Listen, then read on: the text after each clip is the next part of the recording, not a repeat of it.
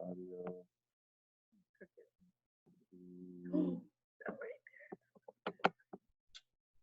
Okay, participants, this is me.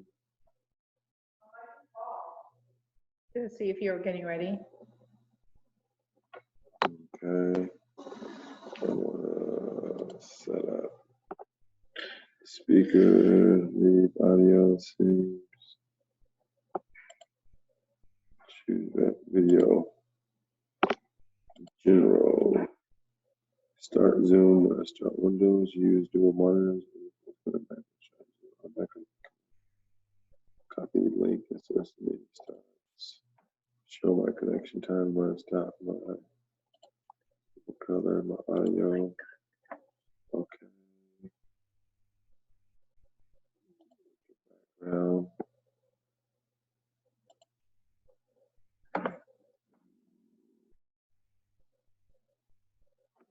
Okay. Recording. Choose that recording. Stats. No. Keyboard shortcut. No. Accessibility.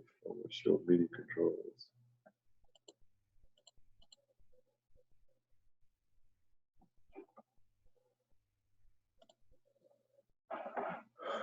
I'm going to needle there in my background. Oh my God, that big vein right there.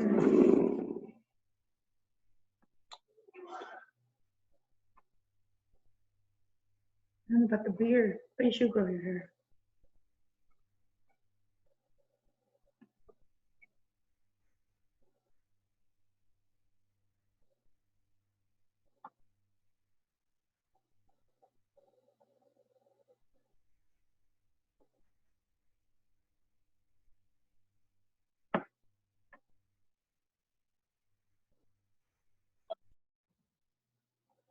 Me.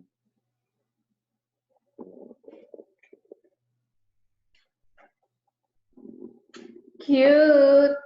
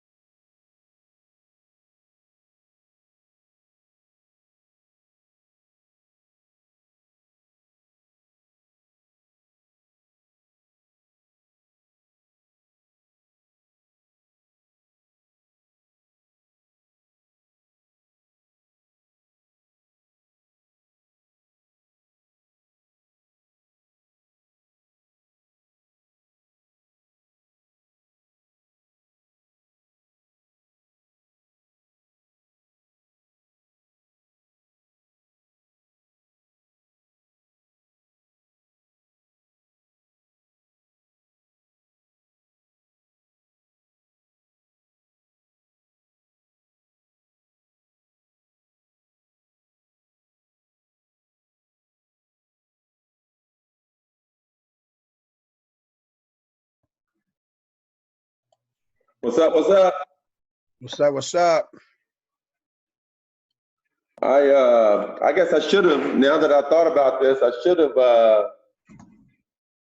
have set the meeting and not thinking. I should have scheduled the meeting, set up the link, and sent the link to you. But I don't think you're gonna need a password.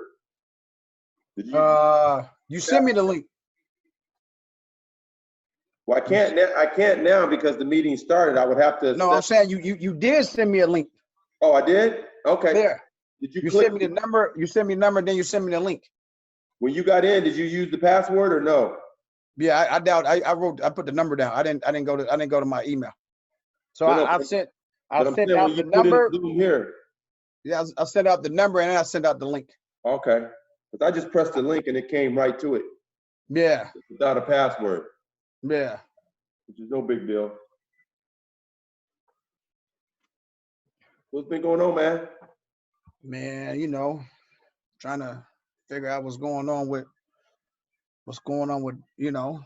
everything else outside of what's going on with this. You know what I'm saying?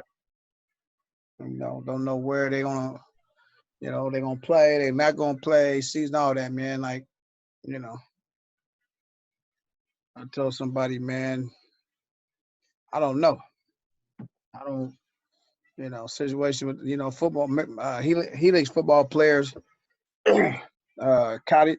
So they had to shut their summer football down. Right. You know what I'm saying? And that's just 7-on-7 type stuff. So what do you think you're gonna do? I don't know, man. I would like to see. I was listening to a lady this morning, the LA superintendent, from LA Unified. They got like 6-7 different type of scenarios. Yeah, really? Yeah, man. But they don't know. At the end of the day, she was like, start date for us is the 31st, but that don't mean we're starting. You know what I'm saying? Then another interview, I saw somebody from a teaching union was like, they haven't sat down with the teachers yet to figure this out. Right. You know what I'm saying? Right. Yeah, that's what I heard with the teachers. They put all these plans in place, and a bunch of teachers are like, "Well, hold on, how in the hell they gonna send the kids back, but forget about our health, forget about us that we got to go home to, but they just want us to, I don't know. Out here, they're going. That's why I think sports is going to be weird out here because the first month they're doing virtual learning online. The first month, So when are y'all supposed to go back? August the 5th. Yeah, and that's virtual learning. So they just said simply the first month y'all virtual learning, and then y'all will come back on. Yep, and then they'll gauge it. Then they'll gauge it, and then they'll stagger. They'll stagger. Like 9th grade or 10th grade, they'll stagger it. So they don't. Oh wow, that's interesting. But we're up all in arms in our league because we had a Zoom last week, and they pretty much tell us we can't do anything. Can't be with your kids. You can't do nothing. And Tucker's like, hold on, they're not paying me for the out of season. If I want to go work with my kids at AIU or some other spot, I can do so. But they sent us an email saying we can't do shit. Yeah, we got the same email from San Diego Unified. Really? Yeah, they said if you with your kids, now they said you can change the name and go to club, but you have to send, for us, you got to send your AAU stuff in. You got to send it in to them, but you cannot use any of the district facilities. Right. Which that's what they should put on there. They should put, if you want to do your club, you can do the club. However, the facilities are closed until further notice. That's what we were hoping to see, but we were like, man, they're treating it like a dead period. Yeah, we got that San Diego Unified sent that. Scott sent us that, man, what, a month ago, probably like right when they, whenever they passed that, we turned to play, what I'm saying, policy, another email came out. Don't do it. Like, you cannot, what I'm saying, you cannot be with your kids practicing, working out in any type of fashion. If you are, you're fired on the spot. Right. You know what I'm saying? What's going on, Scott? So, Wow. That's what they told us. So I don't know. I don't know how they're gonna judge it. I don't know, man. I know. What would you vote? What would you vote if they went ahead and said we're just gonna go ahead and combine them in January? You talking What's about your both thoughts on sports? that? You talking about football and basketball? Yeah, I'm pretty much done. right. I mean, I you know what I'm saying? Shit, I'll have shit last year. Well, this season we started the season with technically 7 true varsity players that didn't play football. Uh-huh. And then when football was over, we ended up with 15. So that's what, eight players that play football. Right. Hey George, we ain't gonna pick our teeth on camera, okay? Hey George. Yes, We gotta have sir. a talk. Hey George, we gotta have a talk, man.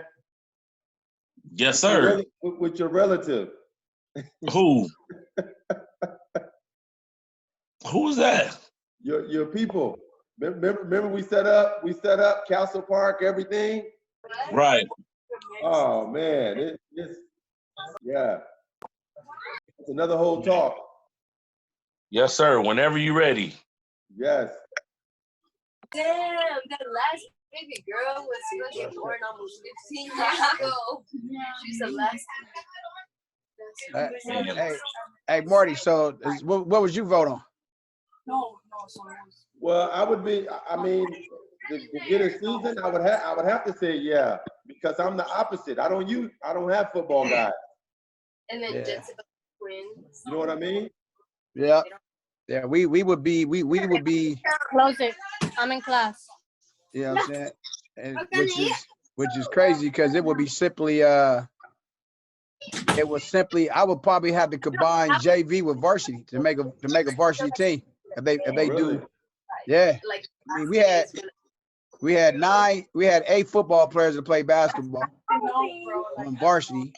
We had 9 JV players that play basketball, and the whole freshman team played football. Wow. Yeah, that's some outrageous numbers. So, George, yeah. So you know what I'm saying? That's why we pushed the tournaments back so far. You know what I'm saying? Because of the football playoffs. Right. Yeah, but even then, I think if it goes somewhere in January, I think it's just gonna be just to get games in. I don't think it's gonna be any playoffs unless you have league playoffs. Well, they say if that happens, yeah, you can't. There's no tournaments, no tournament style play. You do your leagues, and then you can get whatever 5 non-league games. Yep. You'll go from 28 to 20. Yep. So all you basketball coaches, how does that work? Or is there a way for you guys? Let me make sure. Is there a way for you guys to get football players involved? I mean, I understand there's a dead period in a transition, but these are athletes who's already been participating. What are they? What is it? What is her body looks nice. Is it for more practice days, or is it to keep you from excelling right away? What is the scout period for football players going into basketball? Why is that there? That's what. But Well, the I thing mean, is, you give a good example because Jeff just explained the majority of his basketball kids are the football kids. but the thing is, it's all fat. So if you work out, George, yeah, you look at us. What we had the first 7 games with JV players. Yeah. Varsity. Yeah. You know what I'm saying? Waiting for football players to return. You know what I'm saying? That actually contribute. So Right. you know what I'm saying? I mean, and then you know how it is. They don't want football players working out while football season is still going on. I mean, like not even coming to practice. Not even to stand around and set some screens. but that's because they're not used Right. to. Right. I understand. I'm already used to. I understand as a football coach the level of participation and movement that basketball take the conditioning. And I understand you don't want a kid to get hurt, so it may take away from football. George, But George, yeah, George, go ahead. can someone mute their background noise? Somebody's kid, whoever's Hey, got Marty, kids. you know you can control it. You can mute everybody. Yeah, but I don't know whose kid in the background. There we go. Yeah. Sorry, George. Marty, because for myself, I just don't see kids waiting right when their sport ends. You know what I'm saying? It doesn't make sense to me. It means, hey, you were doing something, you were involved, so why can't you come in right now and start to learn the drills, learn the information, get caught up to speed, and then play limited minutes while transitioning into the sport. Yeah. I mean, come on, man. I mean, I don't know. Hey, hot, Mike. What's up, Jeff? Hey, you don't have that problem, right? I didn't hear the first part. What are you talking about? Football players, you know what I'm saying? They said they may have football season and basketball season at the same time. How would that affect us? So I'll have 3 or 4 guys playing both at the varsity level. That contributes on varsity? Yeah. Yeah, so that'll impact.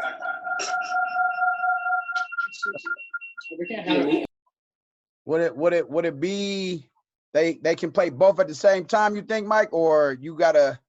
Oh no, I don't see them doing that, honestly. I don't think that'll happen. I think if they move, I don't know for sure, but if they move football to the winter, I think they're going to move basketball to the spring. That's what the community colleges have already done. Yes, yeah. So they're playing. Travis, they playing in March, right? Yeah. Wow. I don't see how you can say football with the number of guys that you could move it to another season, winter or spring, and have everything else the same. That doesn't make any sense to me. Yeah, there's no way. Think about track. Think about track in the spring if you had football and track at the same time. There's no track kids. That doesn't make sense. Well, what about baseball? Baseball. Right. Yeah. I mean, any sport, but the number of kids that are in track. On a walk with my dad. Hey. Morning. My dad. Hey, if we're gonna have kids on here, kids need to mute their mic if they're talking. Yeah. I'm gonna...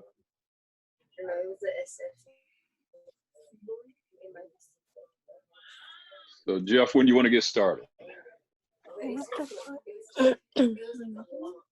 What's up, Mike? Good. Hey, Mike, you're on mute, Jeff.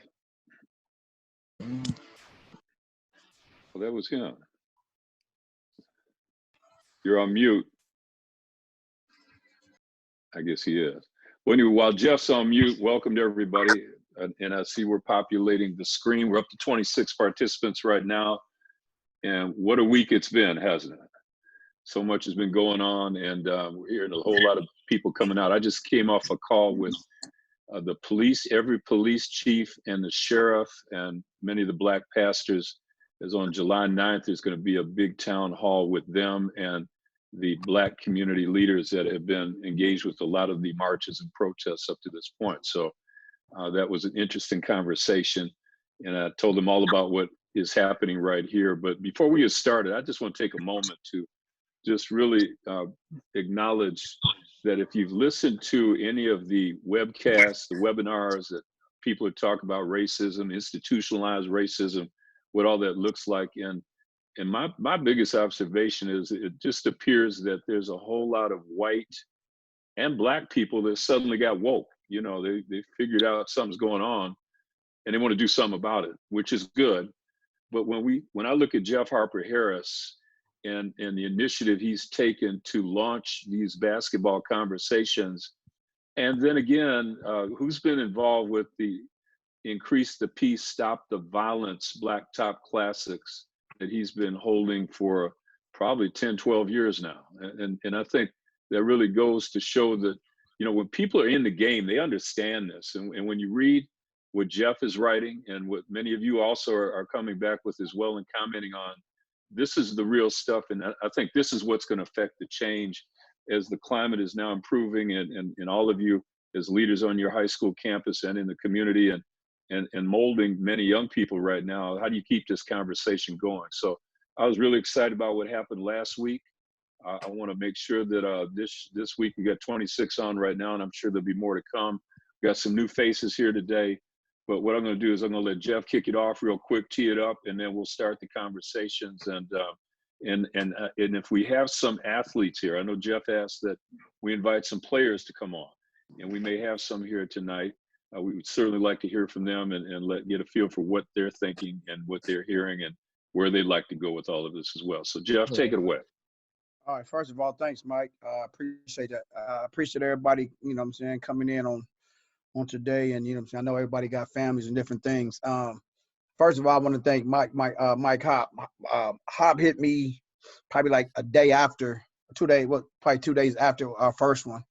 And he, you know what I'm saying, he had an email, he had some ideals, you know what I'm saying? And then, you know, I was like very excited that, you know what I'm saying, that, you know, he took, you know, he's breaking it down and like, maybe this is just, let's try this scenario about, you know what I'm saying? And I'll let Hop explain it to you, explain it to everybody that's here. But I mean, that's the whole concept is, you know, as we have these, like we come up with solutions. And you know what I'm saying? I don't think, you know what I'm saying? I'm not saying that we're going to be the ones that, you know, everybody follows. People going to have their own opinions of what's going on. I think you know what I'm saying? I think we definitely talked about that the first one. The second one is just the same concept. You know, I hope some student athletes jump in to express how they feel. But, you know, one thing that me and Coach Jones, Lonnie, talked about is I definitely want everybody to try to get engaged in this one. You know, and you know, I know it was kind of uncomfortable. I know Mike talked last time. I know Ryan Meyer talked. I know we, you know what I'm saying, we made some, you know, we talked among ourselves. But I definitely want everybody to try to get engaged, and you know what I'm saying, because again, it's been about a week and a half, maybe 2 weeks. And from that 2 weeks, there's been other things that's happened, you know, from when George Floyd was murdered until he was buried. You know what I'm saying?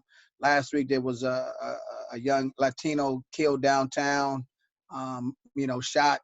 And even though, you know what I'm saying, the situation was, you know, it was shown that it was justified, it still brought a lot of attention, because there's been situations when, like, somebody brought up, you know what I'm saying, why was the gentleman in the Mission Bay Park, I don't know if y'all remember 5 years ago, I think it was 4 years ago, when that gentleman in Mission Bay Park pulled a gun on the police and kids, and they nicely shot him in his stomach and nicely took him to the hospital and said he was 5150. So, you know, again, my main concern with us is us being on the same page and us, you know, expressing our feelings. You know what I'm saying? Like I said, I told you guys before, I'm not political. I'm not a politician. I don't rock with politicians. I don't care if it's, you know what I'm saying, you know, red. When people talk about red and blue to me, I think they're talking about Bloods and Crips. I don't really get down with, you know what I'm saying, Republicans and the Democrats, and, you know, because we're the ones that's doing the hard work. We're on the front lines every day. We're dealing with our kids every day. We're dealing with our community every day. So with that said, I want Mike Hop to go ahead and speak. Mike, just talk about what you sent me, because, you know what I'm saying, that was part of this whole thing. Let's us find solutions. All right, thanks, Jeff. Before I jump to that, I just wanted to introduce Isaiah Brickner is with us on the call today, and Isaiah is a rising senior for us at Saints. So if you see Isaiah there, he's with us at Saints and was good enough to join us today. There he is. Say hello. There you go. There's a couple things. The first thing that I, you know, when we got off the phone, off this Zoom last time, it just, you know, I'm trying to figure out how to make an impact. And the first place, you know, that I thought about it was in my home, my own home with my family. And then I moved to my work, my school, my team. And, you know, I'm able to have an impact at Saints because I'm part of the administrative staff at Saints. And so, you I talked to our president about, how come we don't have black people on our board? We don't have a black person on our board. And I had a long talk with him about that and the possibility of that happening at our school. One of the issues that we have at our school is we had a hair code. We have a dress code and a hair code. And we had some issues on our campus last year where the hair code seemed to be biased against black kids. And so I'm sitting down with the administrator who writes the dress code, and we're having conversations as an administration, but also bringing in kids and parents and coaches to discuss how to have a more fair hair code, dress code for our kids. So that's happening. And then the other thing that struck me was, if we have positions open at Saints, how do we get that information out to, black coaches, black teachers, educators, to know that these positions are available, and to get people in for interviews. So initially I brought that to Jeff, and I'm looking for a way to do that. Now the other thing could be not that we collect, resumes or it's a collection site, but maybe it's me just knowing that I could go to a source that says, this is available at Saints, and then somebody could check our sources. I don't know how to do it quite, but that was the thought. So that's where I am with that. Okay, Mike, we appreciate those comments. So are these observations you've had at Saints that are not currently happening, or you've seen them and you've asked folks about them up to this point, or did the revelation just come after last week's call in? And before you answer, before you answer that, if you'd like to get in with your comments right now, go to the chat, get your name in there. First in line right now is Lisa Saward. So after we get through with this conversation here on this topic, Lisa will be next up. But if you've got something to add, let's go to the chat room, add your name so we get everybody in there. So Mike, take it away. Well, I think what's interesting is I think we have good people at our school. I think we have good leadership. I think we have good families and good kids and good teachers. But like you started this with, Mike, I think now we have people's attention more than we ever have. So we've had these conversations, and it's not just me having these conversations at our school. There's been there's others having these conversations, especially our families. And I think now we have people's attention. And so I think that's where we are with it, Mike. I think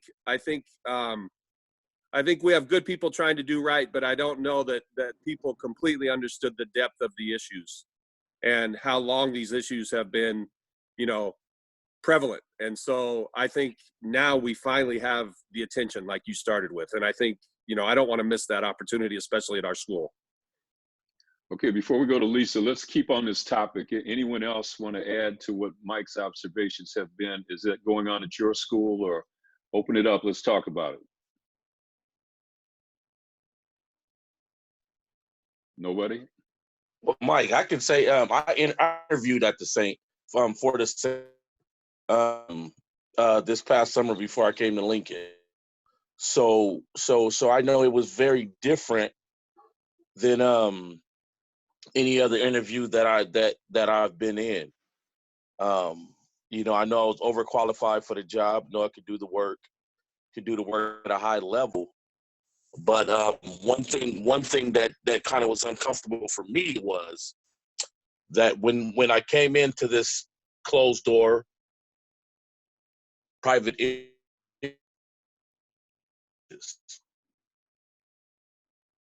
and I kind of asked the guys, hey, what are you really looking for? Can you hear me clearly? Yes, we can.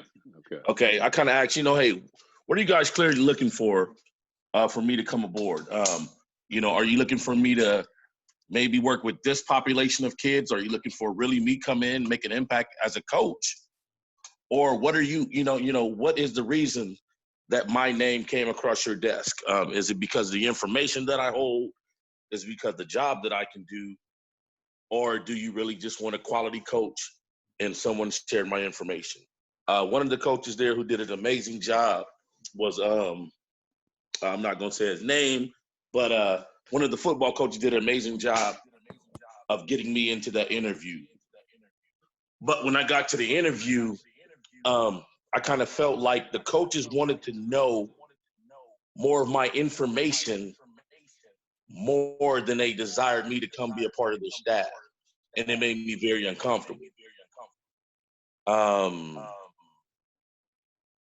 I've never been in an interview like that before. It felt like they wanted to steal my notes, steal my information more than they wanted to give me a job. And it made me very uncomfortable. I had the opportunity to coach on different platforms and things like that. But to say that I wasn't really sure if they wanted to bring me as an African American coach on their staff, or did they want the information that this African American coach had. And even in the interview session, I said, hey, well, if I come aboard, is there a way I can get some kids that look like us an opportunity to get an education at your school, maybe be a scholarship or something like that? And that was something they said, oh, we have to talk to the administration and things like that. And it kind of went dry for about 2 months. And I told them, hey, thank you, but no thanks. I'm gonna go somewhere else with my experience and my opportunity, but I thank you. And so to say that is to then come to Lincoln, and then we got kids to transfer in from the Saints. It was kind of heartbreaking for me because I want, my godson went there and he dealt with some racial tension while he was there.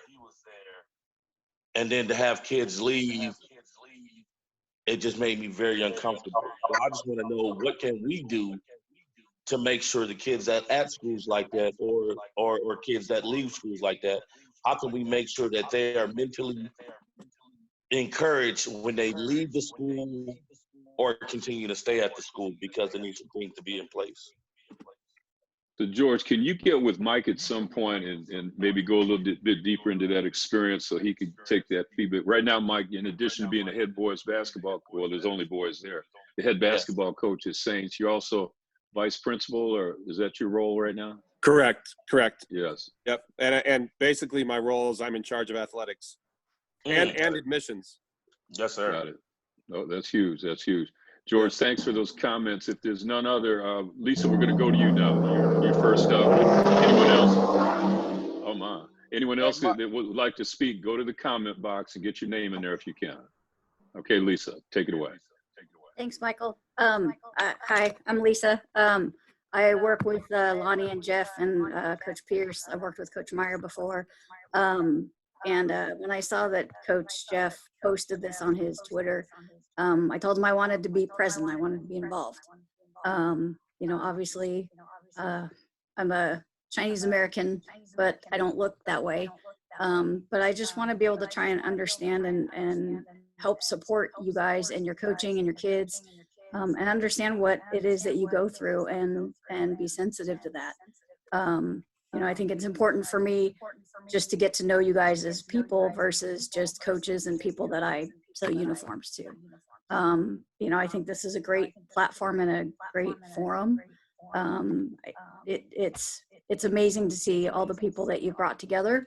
But I just wanted to thank you for doing this, and I will continue to share this if it's okay with some of the other coaches that I work with in San Diego County to try and get them involved, because I think it needs to be addressed by all the schools and not just the ones that are here that are present now. But I support you guys and hope to be a part of this going forward. Appreciate you being here. Thank you so much. VPAT is up next, followed by Lonnie Jones, and then Jeff. Okay. Hey, everybody. My name is Vanessa Lemon. I'm relatively new to San Diego, so being a part of this community and, just having the opportunity to be on these calls and see faces and connect the dots and things like that, that's been really great. So thank you, for letting me on board here. I'm coming from Arizona, coaching high school kids for 10 years. And I really think the biggest piece to this, yes, we're here to create solutions, but we also are here to figure out how to listen to our kids. And from the first Zoom call, I left feeling like a couple coaches didn't really understand that our young people know what's going on. And whether they have discussed it with you or shown signs that it's affecting them, you know, they're experiencing things from this. And so I really hope that we are all staying open to that and just understanding we aren't going to have all the solutions. You know, this has been going on for so long, and sure, we've attacked the fight here and there, and we've created these storms of anger and have wanted change for so long. But right now, our youth have the power, and our student athletes are important, and they're leaders on their campuses. So I just really hope that in our finding of solutions, we are taking into account what our students are feeling, not just what we see as adults and what we know as adults. So having the young man on from Saints, you know, tonight, that's going to be great. I'm really looking forward to hearing him because I think ultimately that's why we're here, is to put the pieces back together and support and encourage these young people. And, you know, a lot of us maybe change our ways, change how we think, change how we, you know, interact with particular kids. So yeah, I'm excited to be a part of this. So that's it. Thank you. So Vanessa, welcome from Arizona. And can you tell us a little bit about where you've landed and what things might be like if you're at a school or with a program right now? What is that looking like to you? So actually right now I'm working on the San Diego Tropics Women's Semi-Pro. And I coach for the Guardians. I just got on with them, you know, men's semi-pro. Been putting feelers out though, trying to land, you know, a high school job for the season, whatever that could look like. I've been in contact with a few coaches actually from this Zoom call, you know, whether it's words of encouragement or, hey, check out these resources, maybe you can find something here. Or even like, oh, if I hear anything, I'll definitely shoot you an email. Just putting it out there. Yes, I'm looking for a high school job. That would be ideal. That's good. Well, welcome. And yeah, that's good. It's good stuff to know. And let's be sure too that at some point, if you all don't know each other, maybe put your contact information in the chat room as well. And then at the end of the call, those three little dots next to the file button at the bottom of the chat, you can actually copy that, so you'll have all that information that you could save. But once again, Vanessa, welcome. We appreciate you being here. Next up is Lonnie, followed by Jeff, and then we've got Coach Bird, and one of her athletes is going to speak too. So there's next in line. Lonnie, take it away. I didn't have nothing to say, Mike. I was just saying that somebody sounded like they had two mics open and it was echoing. I wanted to listen more than anything. Okay, good. Okay, Jeff, you ready? Jeff had a question. It looks like he went away for a minute. No, I'm okay, here. Jeff. Real quick, I just want to know how y'all. I've been feeling some type of way, well, for a lot, but I reached out to some people, you know what I'm saying, some trainers that train kids, and you know, it's interesting that, you know, it's back to me. It seemed like it's back to business, like back to business. Let's just get back to the gym, train. And my thing was, I talked to one trainer. I was like, it's amazing that I can see Black players, Black athletes on your page, like training and working out, but I don't see any type of push for this movement. And I just want to ask, you know what I'm saying, have y'all felt that way? What do y'all think about that? You think, you know what I'm saying, do you think that I'm wrong for saying that? You know what I'm saying? It's amazing that. And then second thing is, I want to ask Isaiah, Mike's player, how does he feel? Because what Coach George was talking about, how does he feel as a player at Saints, and how does he feel what's going on right now also, being in his status, being a varsity player at St. Augustine, and what's going through his mind as most likely a captain and what will he do to change the format? Can I say something right now? You've got it, Isaiah. Yeah, definitely.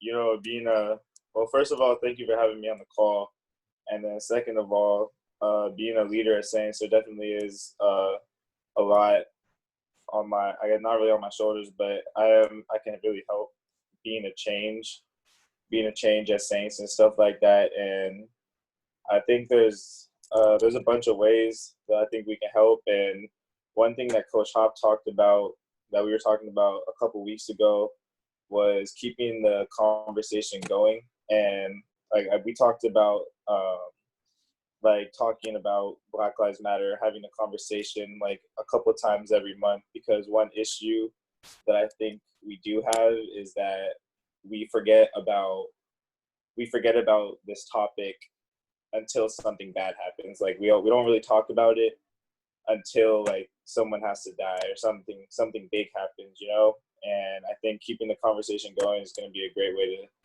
to start and help make a change. Those are great comments, great observations. And so as you go back, right, how are you staying connected with your teammates, Isaiah? Well, we're working out.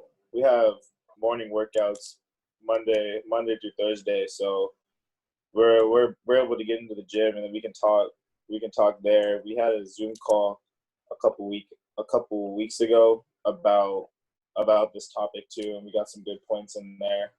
Talked a lot about this, and yeah. When you're together with your teammates, do these social justice issues and what's going on around the country come up in conversation, or unless it's prompted by somebody else, or are you just getting together and playing basketball? I mean, usually we're in there playing basketball, yeah. like we're working out, so it's not. But sometimes, yeah, they'll come up. We'll talk about it a little bit. But the main thing is like when we're on the Zoom call, and it was like a big discussion that we were talking about with Coach Hop.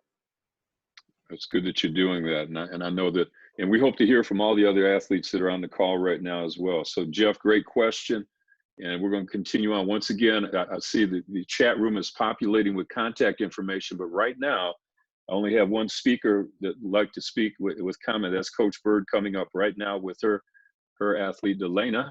Okay, so take it away. Hey everybody, I'm Andrea, Coach Bird, and I also have my starting point guard, Delina Salam. I'm going to yield the majority of my time to her. You know, we've been hosting our weekly Zoom calls to kind of just get a feel for how everybody's been feeling, and every week we kind of have different speakers that come on, and I call them mentors, that kind of come on and give them a little bit of insight, you know, allow them to kind of vent to them, and things like that. And I think the biggest thing that, you know, I've heard from a lot of my student athletes is, you know, it's not necessarily my turn to talk, you know, it's their turn to talk. It's our turn to listen to what they have to say. And I think, like Coach Vanessa was saying, you know, they know a lot more than what we think. You know, they see everything going on social media and all that. So with that being said, Delina, the floor is all yours. I'm Delina. I'm a senior at San Diego High. Like she said, a starting point guard. Thank you for having me. I just wanted to touch on like a few things I've heard. This is my first time on the Zoom with the coaches, but I think that's great that Mike Hott said that Saints is implementing more inclusive hair codes, because that was something I was going to talk about that's present at my school. A lot of judgment comes with hair towards Black kids, especially do-rags for Black men. They're seen as a threat when they wear their do-rags. Actually, the end of my sophomore year, they banned do-rags, and if you know, that is a pretty racial like thing to do, since Black kids are the ones who wear do-rags. It is just confirming that they see us as a threat. But something I want to touch on more specifically to like basketball in San Diego that I've noticed as a player, a Black player, is the elitism a lot of white teams have towards predominantly Black teams or teams with a lot of diversity.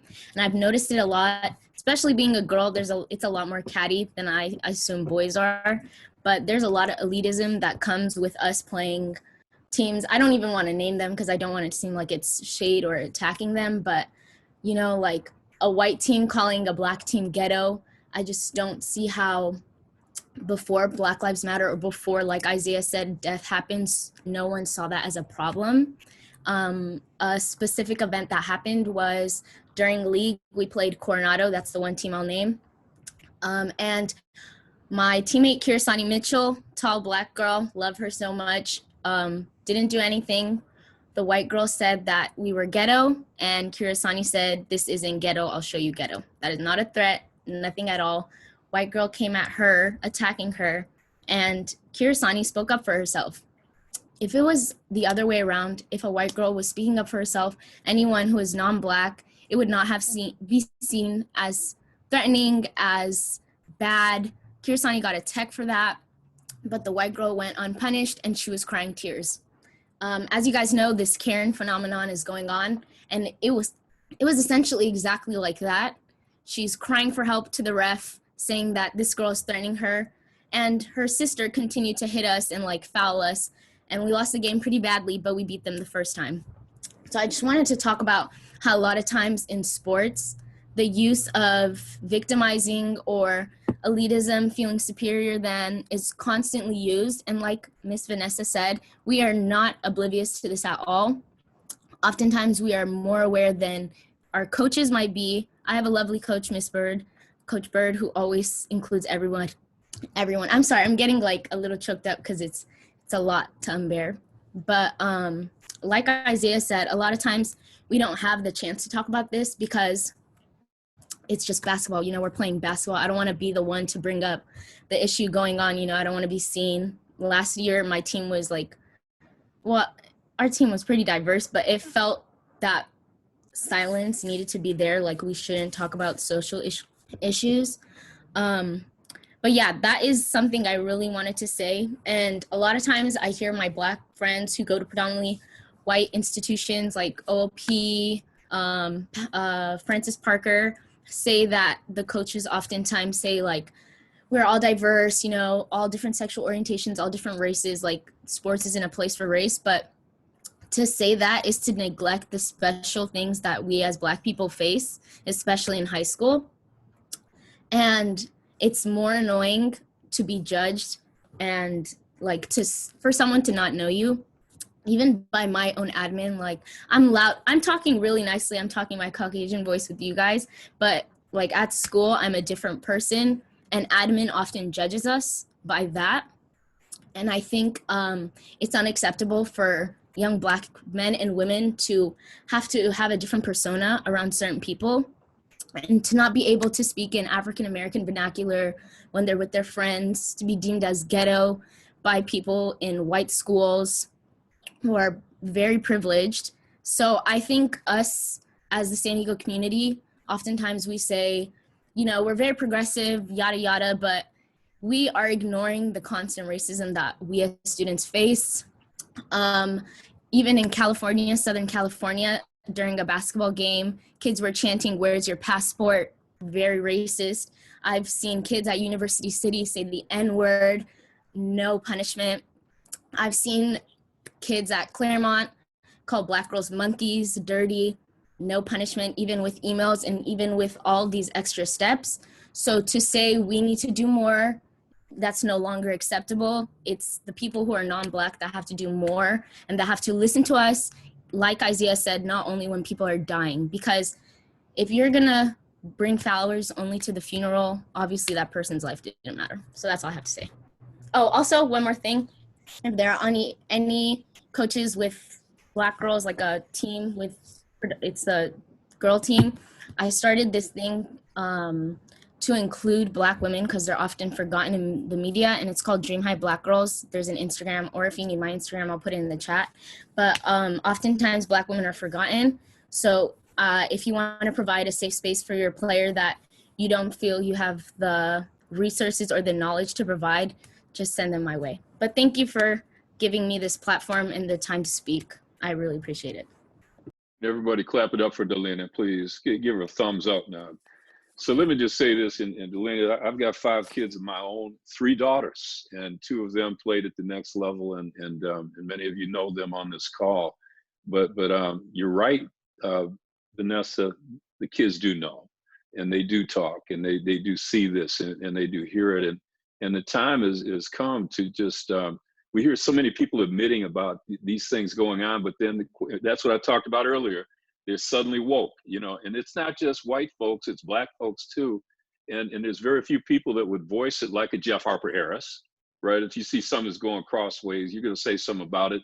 Get the tech if you have to, you know, challenge the authority if you have to. Speak, you know, to authority in a way that makes sense. And so what you just said is good. I'm going to ask you a couple questions if I can. All right. So first off, I just want to let you know, not only are you identifying what needs to be done, but you're doing something about it. And you've created this group that's in support of other athletes and other causes. And tell us where that came from. What's your why? Where that Coco? Let me mute. Okay, I just muted Coco. Okay, tell us where that came from. What's your why in terms of doing that? I went to a predominantly white school. I came from Albert Einstein. I don't know if any of you guys are aware. But, yeah, I spoke a very white language, German, learned about very white history about the Holocaust. You know, oftentimes a lot of people forget that Black people were facing a genocide too. So I just always felt like an outsider. I always felt like I had to read my own books. Like in school, for Black History Month, I would speak every day about a Black person no one knew about. And it was like, I'm always doing this work and Google is free. Like I was just very annoyed. And I knew my Black women felt the same. I know Black men felt the same as well, but I felt I had more, I could help more if it was towards Black women because I don't share the experience Black men face. So that's why I created it. And especially like this past season, just experiencing it firsthand, you know, I always knew racism was there. Like I knew my white friends, their parents like didn't like that I got better grades than them. You know, I knew it was an uncomfortable thing. So like after experiencing it heads on, you know, listening to people call Lincoln ghetto, listening to people call San Diego High ghetto, I was just annoyed, you know, because we aren't ghetto. And even if we were, the government places us in neighborhoods with no opportunities, and that's why we are like that. But that's a different topic. But I was just getting annoyed with the lack of information my white peers had, and I felt that I have educated them enough, and it's their time to do the reading. It's their time to educate themselves, and I need to support my people because we are underrepresented.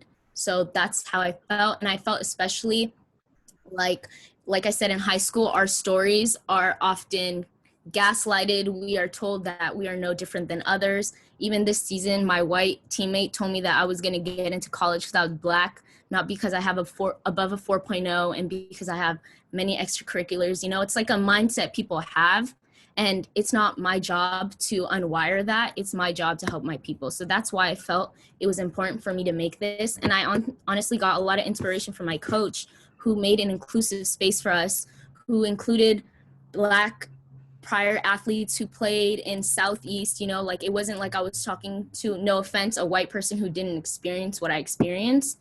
I have no hate towards white people. I hope it does not come off like that. It's just my life is way different than a white person. And I want to add, a lot of people and a lot of peers of mine think that white privilege means that you did not have a hard life. It does not mean that at all. It just means that you being white was not one of the problems that you had to face. It was probably because you were poor, etc. So I just wanted to add that. But yeah. I'm glad you did, and thank you for your answer. Now, in addition to a lot of the things I do, I'm also on the Union Tribune Community Advisory Board. And as a member of that board, we're asked to write a story that appears in the Monday Union Tribune called Somebody You Should Know.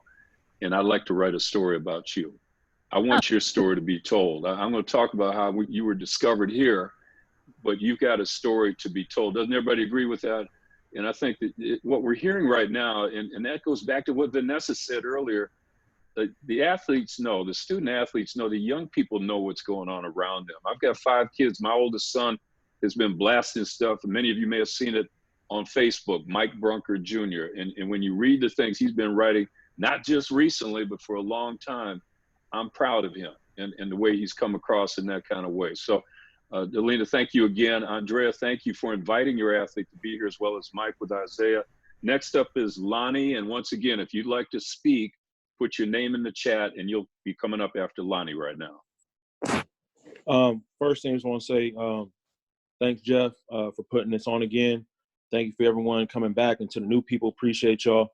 To the young man from Saints, Delina from San Diego High, appreciate your voices. This is about y'all. You know, what can we do as influential adults to help make your futures successful and more importantly, safer? So appreciate hearing what you guys got to say. Coach Ryan Meyer, I want to say congratulations for going down to the Mount. I truly believe you're going to help those kids down there do great things. But I was just sitting here listening to some things like about privilege, and it brought me a couple things. One, about the do-rags. You know, I love my coworkers at the Hive. One of them's like basically a big brother to me. But you know, we had our disagreements on bandanas, and for me, I felt how Delina felt, that it was, you know, again, coming across on our culture kind of deal. And, you know, our school did a tremendous job of easing it up. And it wasn't per se Lincoln standards, it was more our district standards. And it just really singled out, I felt it singled out the culture. You know, we wouldn't single out other cultures and what they've done. And I just found that amazing. Like, you know, some of our kids need to wear do-rags. Some of our young ladies, you know, because of their hairstyle and their lack of confidence, they don't want to be made fun of. They need to wear a scarf to hold down the front of their hair, because they don't have the money like some of these other kids do, and demographics do, to get their hair done a couple $100s. And it's funny because a lot of other demographics are stealing, well, I'll say borrowing, to be nice, Black hairstyles with the weaves and things like that. So, you know, again, some of our kids, because of new growth and things like that, they need to be allowed to feel comfortable and not be targeted to be talked about. Because that's what kids do. Let's be real. Kids, you know, their maturity levels are different, but for most, they're going to try to be funny and say something funny. That's what they do. So, you know, again, I just wanted to touch base on that real fast. And then on the privilege thing, this is funny because it was a Friday night at Lincoln this season. I forget who our girls team played, but our boys played Sarah. And again, this is at Lincoln. And one of our great young men that plays on the boys team, also a football player, one of the nicest kids I've ever met in my life. Super nice. Yes, sir. No, sir. Yes, ma'am. No, ma'am. Actually had one of his best games of the year against Sarah, to a point where Sarah parent became very belligerent in the stands. She was a Caucasian woman, white woman, and basically was saying some things that were extremely inappropriate. Now, I didn't hear them, but everybody's story was the same. So she said them to a point where this young man's mother heard, and the young man's mom was basically, again, nice woman. They're not even from San Diego. Well, she's not. She's born, I believe, raised out in the South. But she was just basically like, hey, that's my son. You know, watch what you're saying. That's somebody's child. Well, what I noticed was I was actually walking by the boys' bench, heading into the foyer. And as I was coming back in, I seen this white lady like jogging down the steps behind our boys' bench. Now, they shouldn't have been behind our bench either. And then I'm like, where is she going? You know, that's just a security guard to me. So I'm like, where is she going? So I turned, and then I seen her make a left into the women's restroom. So I'm like, oh man, you know, she got to go. Well, not even 20 seconds later, basically she went in there after the boy's mom, our own player's mom, and fought the mother in the bathroom with witnesses. Witnesses were saying that the mom was like, hey, don't come in here with that, you know. And, you know, the lady, well, you know, she has some marks that, you know, hopefully she thought better, you know, make better choices in the future. But the reason why I'm telling you guys this story is, one, this woman, you know, we did our research on her and people in there were talking. This same woman doesn't comprehend that she's not African American, but I guess she feels because she had a Black husband, she felt entitled she can go to the next level and take things to a whole nother level. And I guess she also got like kicked out of like football games and things like that because of what she's done. Now, the part that I'm gonna mention is that's important to me is not how she acted. It's actually how our school police handled it. Our school police were more inclined to getting our African American parent off campus, who was there for her child, who was attacked in the bathroom, our parent actually left without, I took her out the side door because this white lady was in front of the gym with her black husband who tried to come into the bathroom and attempt to fight too. She didn't leave, basically said she wasn't going nowhere. And our school police were so concerned about our kid's mom, who actually with no issue, she was like, hey coach, I have no issues with going home. Like, this is about my son. You know, this woman attacked me and it's obvious they don't want to listen to me. So yeah, coach, I'll leave with no problem. So we walked her to the car. The police didn't even realize we walked her to her car for her safety. We didn't walk her because she was a threat. We walked her because she was attacked. And she, you know, we want to make sure we have witnesses. But what made me just feel some kind of way, and it brought it up right now when the young lady mentioned Coronado, is that this woman did not leave our facilities until the game was over, and actually probably 25 minutes after the game, stayed out front. And, you know, for me, I'm very simple. 1 + 1 is 2. So for me, I'm looking at it like, when the young lady brought up Coronado and privilege, that's how I felt. You know, we were so quick, and I feel that our officers who were not black, who were, you know, I think they were scared of, because of it being Lincoln and a black parent possibly going off on them. They were so concerned with just saying she needs to go, that they allowed this white lady to stand there and still cause issues when the game was over, talking loud out front. So, you know, that's just some things we're facing. I know we can't give an answer to that right now, but I just wanted to throw that out there. Like when she brought up Coronado, that really just brought up something that was amazing to me. I was just like, wow, I totally remember this. And again, that's part of what people don't understand is black and white privilege is night and day.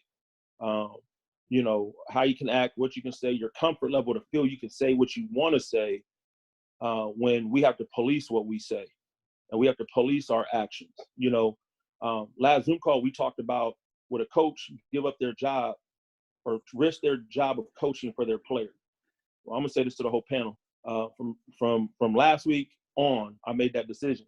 If any of my kids take a knee, I'm taking a knee. If any of my kids, if my job has to go to protect my player, then it wasn't worth me coaching at that school. I'm gonna leave it at that. I'm not talking about violence or nothing like that. But if they're talking about, you know, you can't take a knee, you shouldn't be doing this, you shouldn't be doing that. Again, you know, nonviolent protest is where we're at, and I'm gonna support my players. So me supporting my players and being in their lives, you know, when they're getting married, getting their college degrees, moving on with their families, and still being in contact with them, that's way more important to me than coaching on the sideline on a Friday night. So, you know, Andrea Bird is one of my former players, and I enjoy my random text messages from her and our calls. I got some Samir Mesa boys on here that I had the privilege of being on their sideline last year.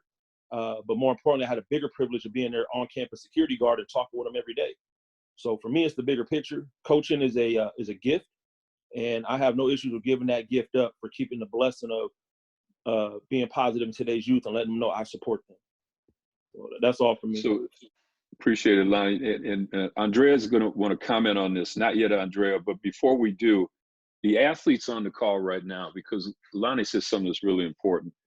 I mean, it's rough enough, right? As an athlete getting ready to play a big game, you get coached up, you know, you're doing all your drills and working on your plays and trying to go over your scouting reports and remembering all that. But I'd like to hear from the athletes right now about how do you feel about going on the road and playing these teams? Or, you know, is there any thoughts to go on? It's bigger than the game, right? You know, it's more than just X's and O's. Can you guys talk about that in terms of what is it like as a team? Do the coaches really cover those issues? And then for many of you coaches that are on that are maybe not in the city, when let's say you go to a Lincoln, right? I mean, and how do your parents and your kids feel about going into that environment, and what's those conversations look like? Let's talk about that a little bit if we can. Let's start with the athletes first. So I see we've got quite a few. Who'd like to begin? May I begin? No surprise. I knew you'd be in there. Come on now. I'm sorry. No, don't apologize. That's good.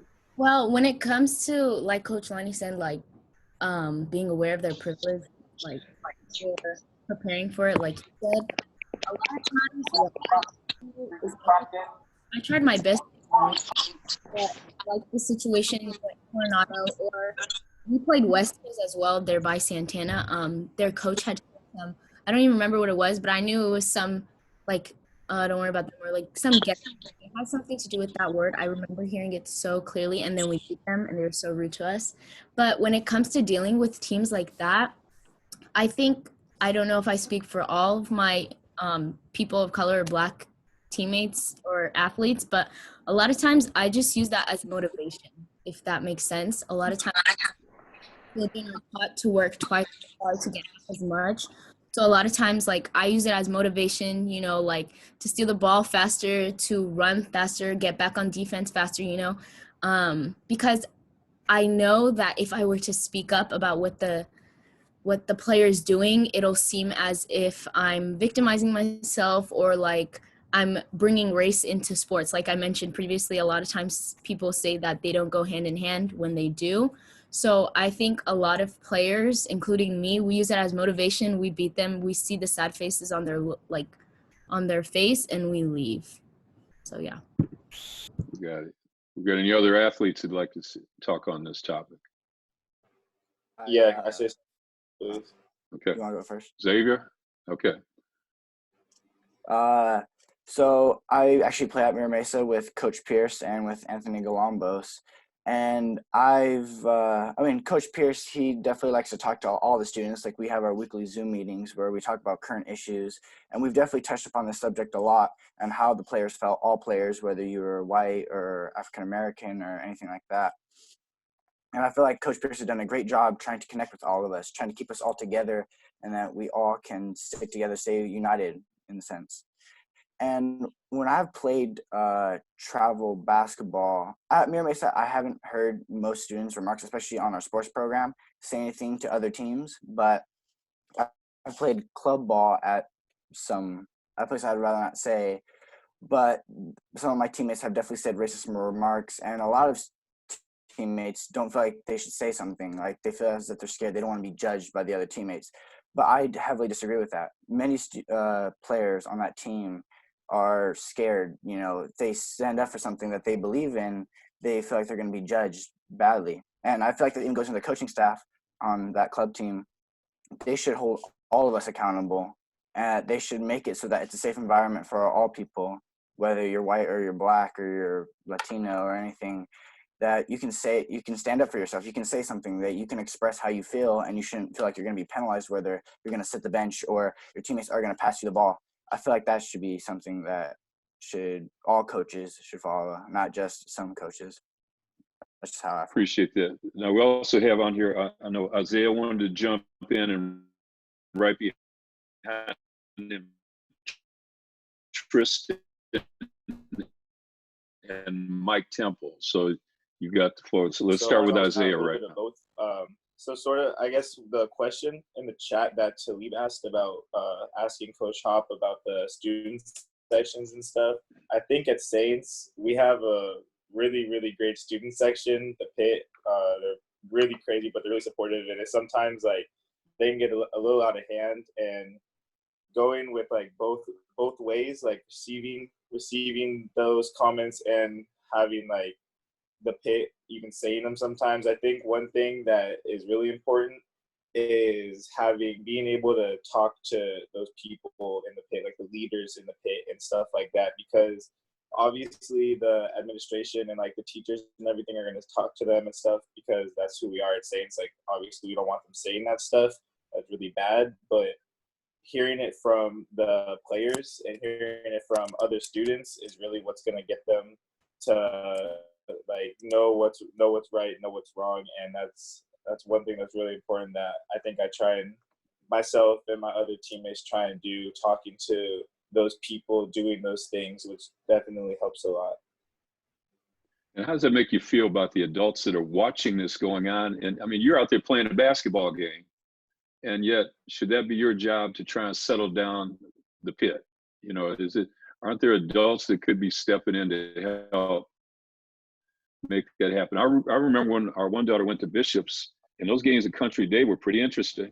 Lord have mercy. The things were coming out of that stand, the signs that the students were writing and posting and putting them up proudly, you know, and we all looked at that, and I'm the kind of person that will say something. I'd say that You can't do that. You can't be cursing people out like that. But at some point, I think, and this is where these conversations go, is what is the responsibility of the adults when that all happens? Tristan, what do you have to say about that?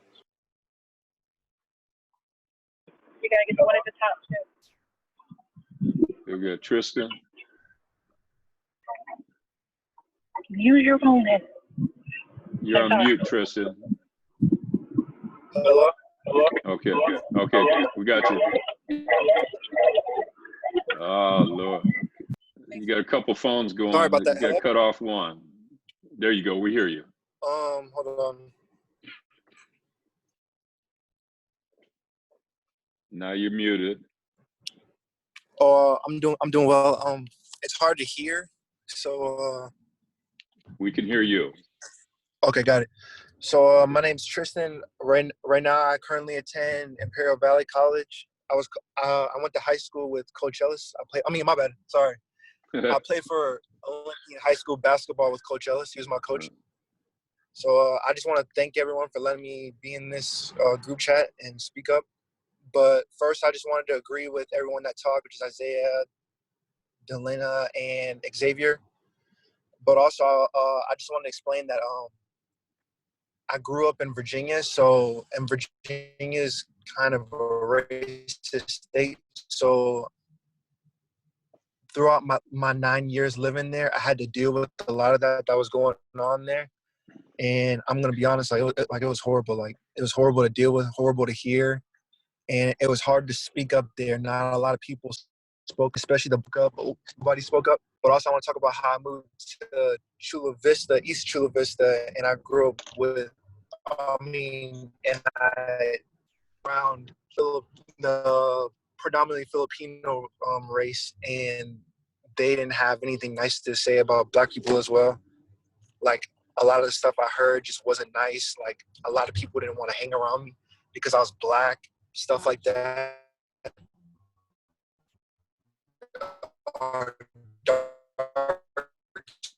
skin as well. But what was good about how I grew up was that my mother was very strong about being Black. So she told me that while being dark, that to never be discouraged for being dark or for being Black, to be proud about it, just to live and move on, and just be happy, for being Black. So I want to talk about that as well. But basically, also want to talk about was how the George Hey, Tristan, you're breaking up on us right now. situation has changed the world almost, because now we have all races standing up and saying that this is wrong, that we need to change, which is very good. But the problem is, in my Okay, I think we may have lost Tristan. Tristan, are you there? How about his teammate Michael Temple? Michael, are you available to speak right now? Hello, can everybody hear me? Yes, we can. Well, I'm Michael Temple. I went to Olympian High School, and I graduated 2018. I took basketball very seriously in high school, and Coach Ellis was my coach the entire way. Definitely one thing that I challenge, all the coaches in the chat and people alone to know. Well, one thing I challenge everyone in general to make it clear that. Hold on. Keep going, Tristan, Michael. still going? No, he's No, up now. you can go on. I'll go on. Okay, Michael. Okay, well, one thing that I challenge all people and especially coaches is that to preach that life is bigger than basketball. One thing that I always understood, even though I'm a college athlete now, and I go to a very small D2 school out Iowa, and we even play big schools and we play basketball. My life is constantly basketball. One thing I really want people to understand, especially of ethnicity, is that you don't have to be a hooper or the next rapper or the next singer to be successful in life. Although it's glamorized and it's idolized in our society, that doesn't necessarily mean that that's your calling or that's your path. Because at times growing up, it felt like my only way, because I know my parents weren't capable of paying for me to go to college, but I wasn't also aware that you can get financial academic scholarships. You can win science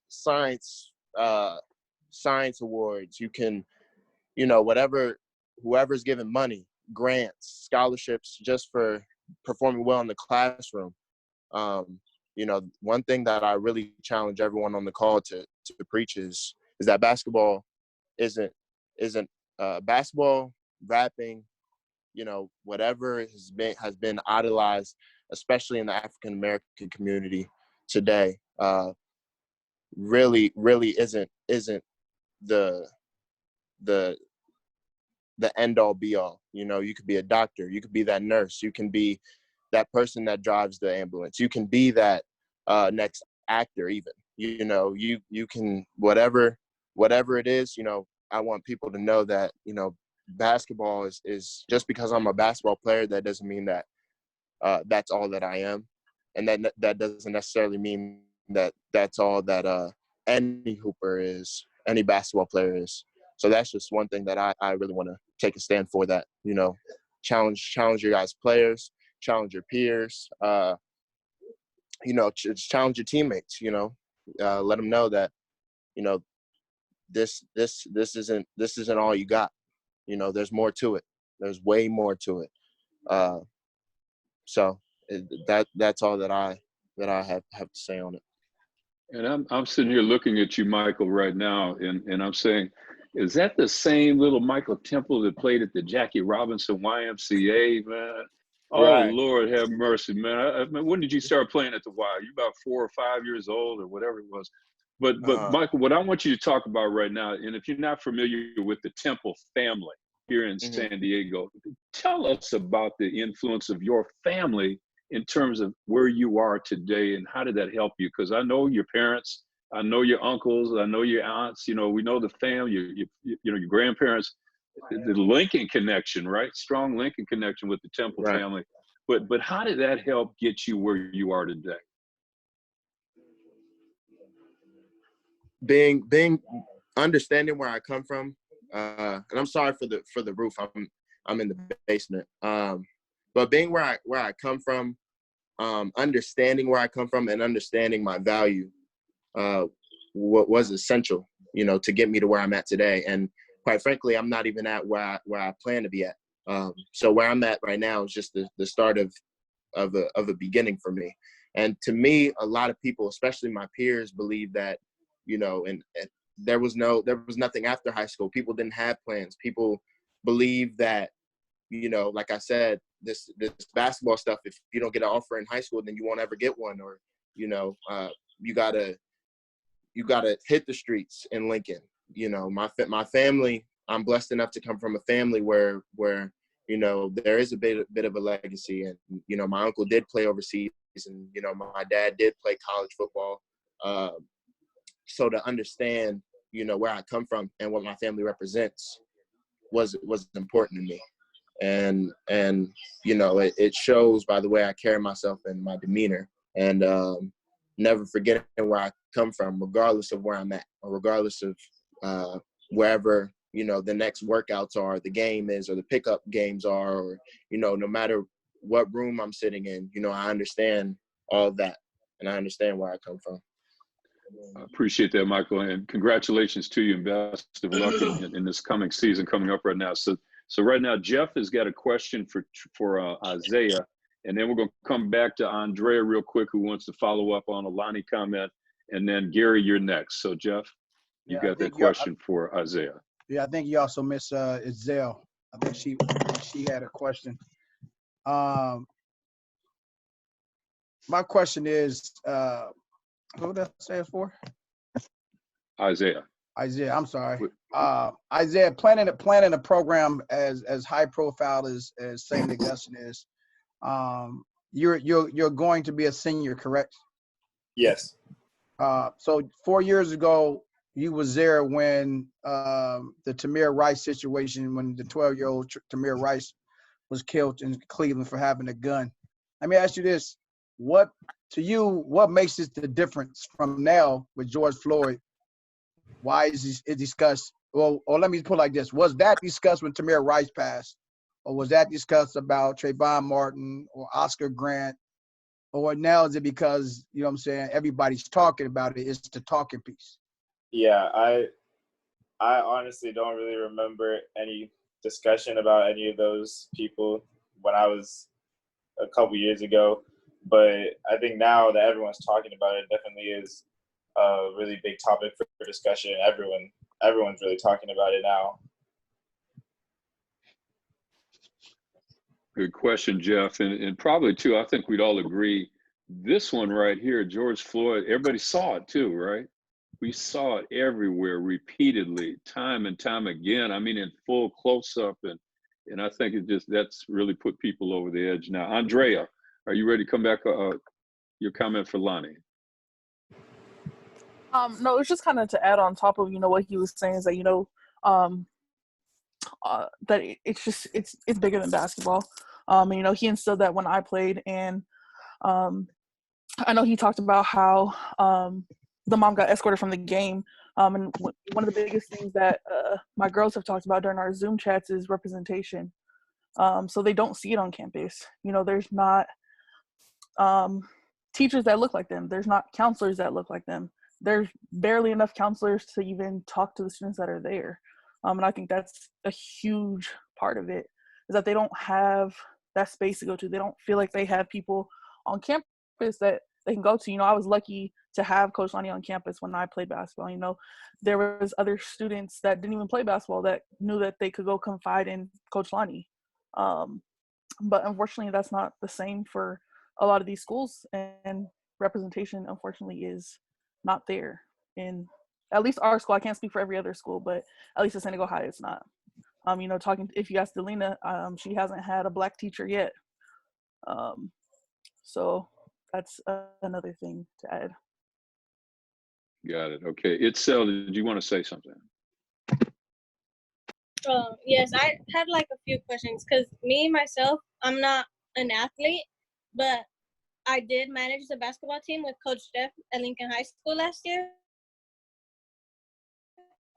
And I managed the team, but I've seen it happen several times. Like, our boys always have a target on their back, and I want to help those boys and those girls that have the target in their back, not only because I understand what they're going through, because I'm a colored person myself, but because I feel that they need not only to come together as themselves, but they need support as well.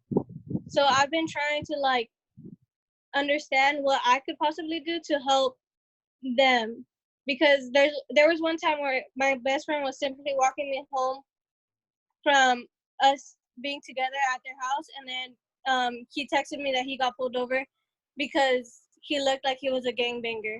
And it's not like he didn't have no tattoos. It was just because of the color of his skin and the color that he was wearing and the area he was around. So I just want to ask questions about how can others help that are not in that community exactly.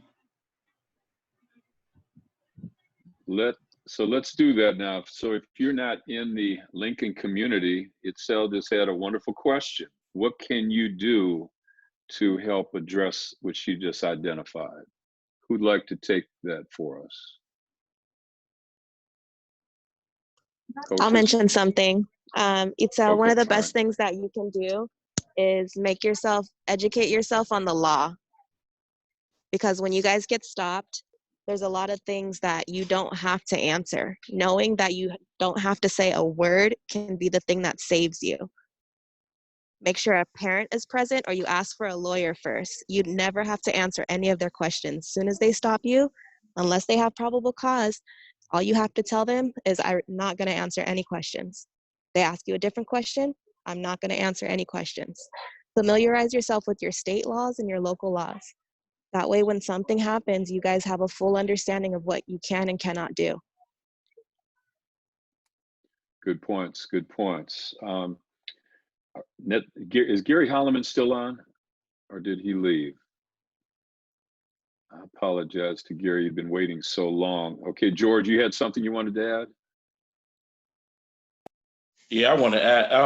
I want to add a few things. It seems like I'm the only football coach on here, so I guess that's a good thing. But I always get to sit and enjoy basketball because that is my dream sport, my first love. It's funny. All the kids have talked about the schools that they have brought up in these Zoom meetings. I had an African American niece graduate from Coronado High School in 2005 with a 4.17 GPA, and her time there was just brutal. I mean, it was just hard as George, heck. hold Sorry on that her for a minute, stepfather George. was in the military. George, hold on for a minute. Quasi just came on. Can you mute yourself? Quasi, there you go. Thank you. Okay, George. Yeah.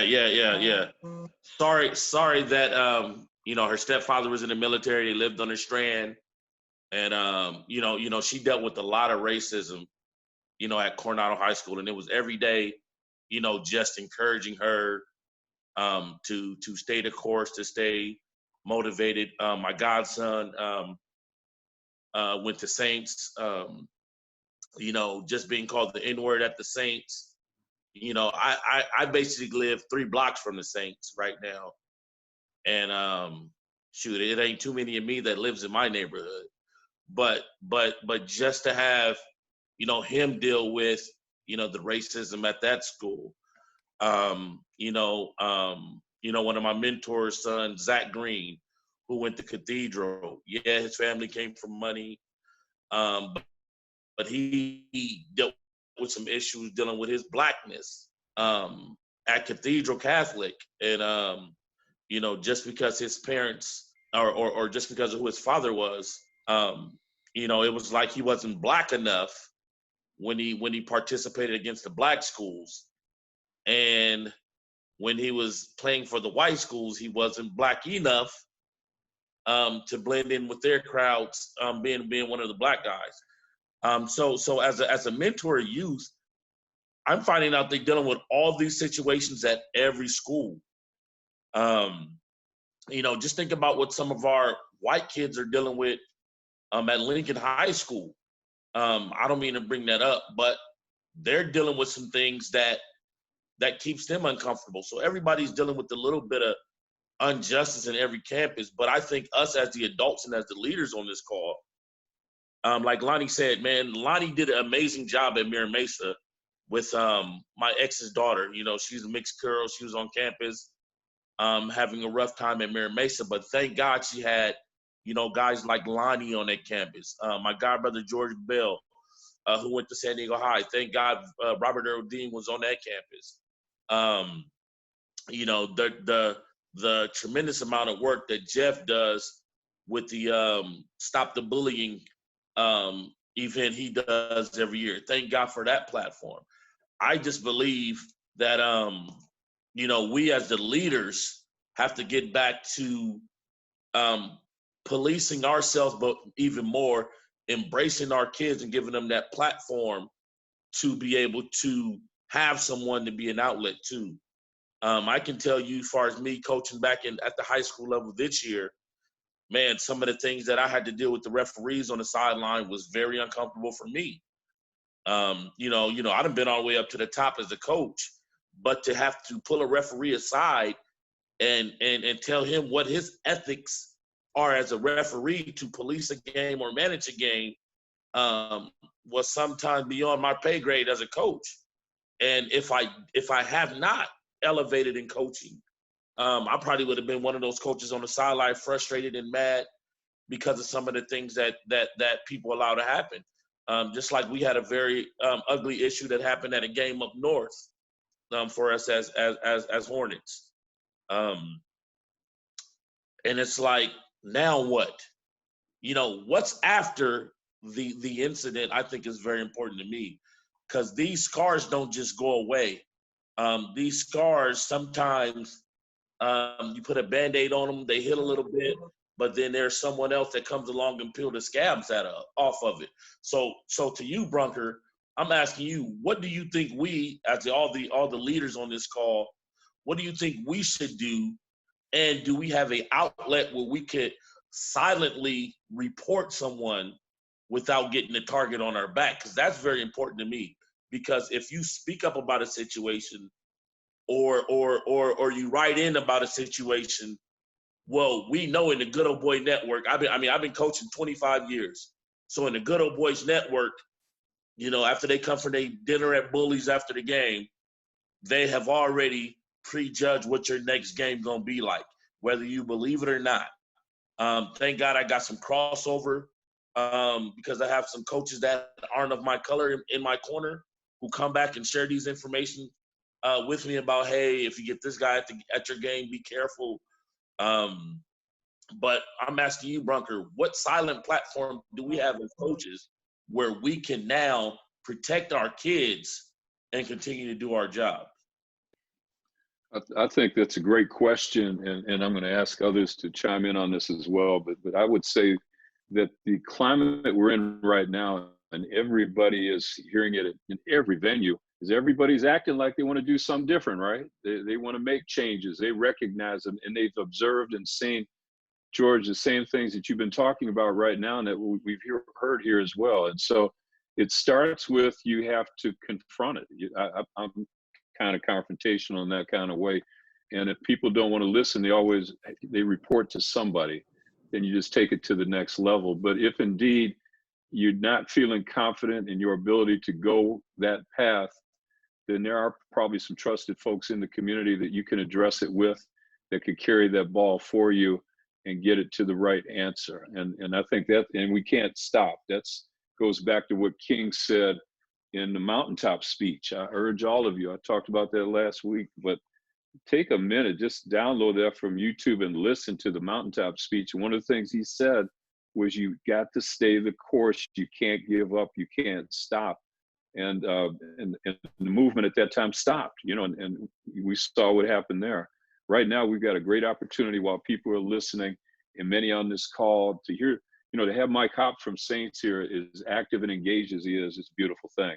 And now to have you coaches bringing your student athletes in is a beautiful thing. And I think all of us now as an athlete can go to the coach, with the coach, and go to administration and talk about these issues. And because I'll tell you right now, as you identify them and you bite it off one bite at a time, and, you know, not try and do everything, but just really try and create the environment where everybody feels safe, protected, respected, and dignified. But right now, Tristan wanted, he can, somebody, who is that?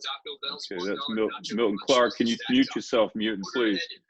Tristan says he can't speak, but he put something in the text right here. He says, I'm not able to speak, but can someone say for me that we must keep, this is it right here, keep the movement alive, and that we must keep pushing.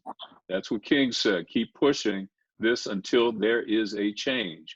Also, that the youth must be the biggest initiator in change. I talked about that last week, what Jackie Robinson talked about in 1972, when he wrote the letter to Nixon. In life, because we shall soon inherit this world, and soon a younger generation will be looking at us. He then goes on, it starts with sports. The community looks at us and watches us, so we must push a lot of this change, even showing it on the court. And those are great comments. So Tristan, I appreciate you typing these in. Next, we're going to have up here, Xavier, you wanted to ask a question. So take it away, Xavier. Yes, I was actually asking a question too. I think her name, or the name on there, was Coco. Coco is here. she was basically saying how you don't have to answer some of these questions and to kind of learn more about your state laws and your local law. But my question was that doesn't that make it more of an issue when you're not being compliant, when you're starting to, I guess, quote unquote, trying to at least not listen to the police officer? I mean, they may be unjustly pulling you over, but doesn't that make the situation worse? Because then that makes them more frustrated that you're not complying with them? Valid concern, but your concern more is your safety. And in this particular situation, she was saying that her friend was pulled over, stopped for no reason. He was being profiled. In any situation, when you're a minor, you don't have to talk to the police, especially as a minor. They will intimidate you and get you to say things that aren't true just because you're younger, So that's why it's important to understand. Yeah, of course, it's going to escalate the situation, but you don't know where the situation would have gone anyway. So it's better to just not even say anything unless your parent is present. I Good question, Xavier. With that. Ooh, I'm so sorry. I put in the chat, but I don't know if you saw it. But I was. Okay, go on. Go on. Yeah. So I wanted to add to what Xavier was saying. I had a question for Coco, but isn't it that a lot of according to statistics, Black people are targeted and police use violence twice as more as anyone else.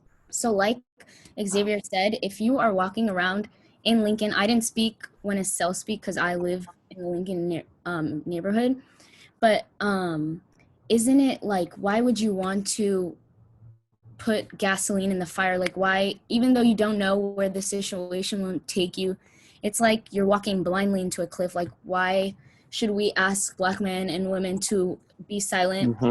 Folk cops who already think a certain way of us, if we're not responding to them, they're going to think that we're being suspicious. And we already face so many racial disparities, especially in the police department and the system.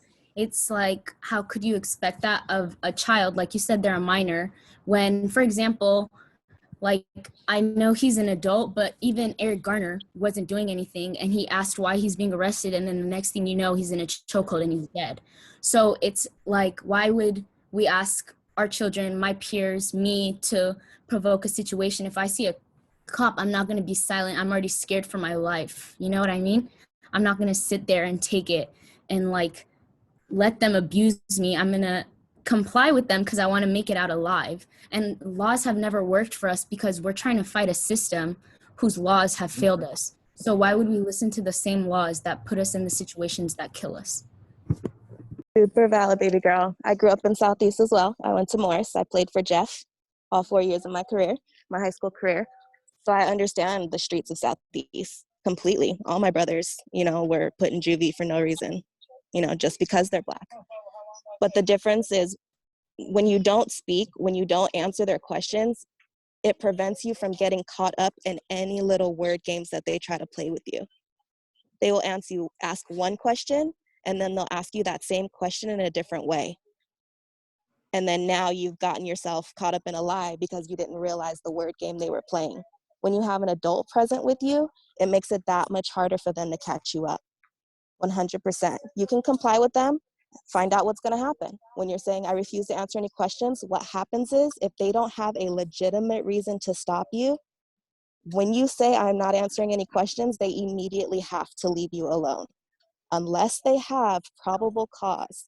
If they don't, that's immediate, they're in trouble. Definitely, and also record this interaction, because you got to protect yourself in one way, because it's going to be your word versus theirs if they don't have their body cams on. So immediately when they approach you, turn that video camera on, and you're not answering questions, period. Okay, I have one more thing. So to add on to that, I don't know if you guys are familiar with Sandra Bland, but if you've seen the video, she says, what are you arresting me for? I don't have to answer your question. And then the cop goes in, opens her door, and manhandles her and arrests her. And then when she's taken into custody, she's found dead, and the cops are free. So isn't that proof of that not working? Do you know what I mean? Unfortunately, in that situation, it wasn't, because what she was pulled over for is not putting on her blinker, and that's on camera of her not doing. So he definitely already had probable cause. Okay. That's that difference right there. Yeah. That's the little bit of difference, is he already had her. So she had to comply. Hold on. Okay, let me just say this though, Delana, that was a great question. Coco, you bring up some good points, but I think I know Isaiah wanted to chime in on this. Take it. Yeah, I just wanted to talk about kind of both. I can see kind of both sides of both of your perspectives, because I was pulled over back in January a couple months ago, and I was pulled over because the headlight on my car was out. And so it started off with just one cop was pulling me over, and then like a couple minutes later, this is my first time ever being pulled over, so I was pretty nervous about what was gonna happen. But so one cop pulled me over, and then 2 more cop cars pulled up. So there's like 5 cops outside of my door, all just because of my headlight, and they were asking me a bunch of questions, and they wouldn't let me call my mom or anything. And I think that's just one situation that is different for us, like growing up Black, because I know my mom, like both of my parents, my dad is white and my mom is Black, so I see like both sides. But growing up, I've always been taught, like, do everything that they ask you to do, like don't ask questions, make sure they can see your hands. And I think just complying with them is really like the best thing that we can do, like not causing any more problems, because it's like, it's sad, but it's just the reality that we're in, that we have to do and comply with. So George asked earlier about where do we go with all this, and once again, for those of you that are late on the call, I had a call earlier at 5 o'clock with all of the police chiefs and sheriff and the Black pastors in San Diego County, and there's going to be a big town hall coming up on July 9th. It'll be a Zoom meeting where everybody can participate. But if you look up in your upper left-hand corner, you can see that red button there. This is being recorded. So Coach Ellis, if you can promise me, please, that at the conclusion of this, can I get the recording of this so I could share it with all of those police chiefs and sheriffs so they can hear the concerns of our young people on this call tonight? John P., take it away, if you will. John P. will be followed by Travis, Joshua, I'm sorry, Ivan, and Michael. Lonnie. At the moment, I think I'd like to defer. I know a couple people have responses to George, and I kind of want to be able to let them link that conversation. So I can defer if we have time later on. I'd like to have ask a question.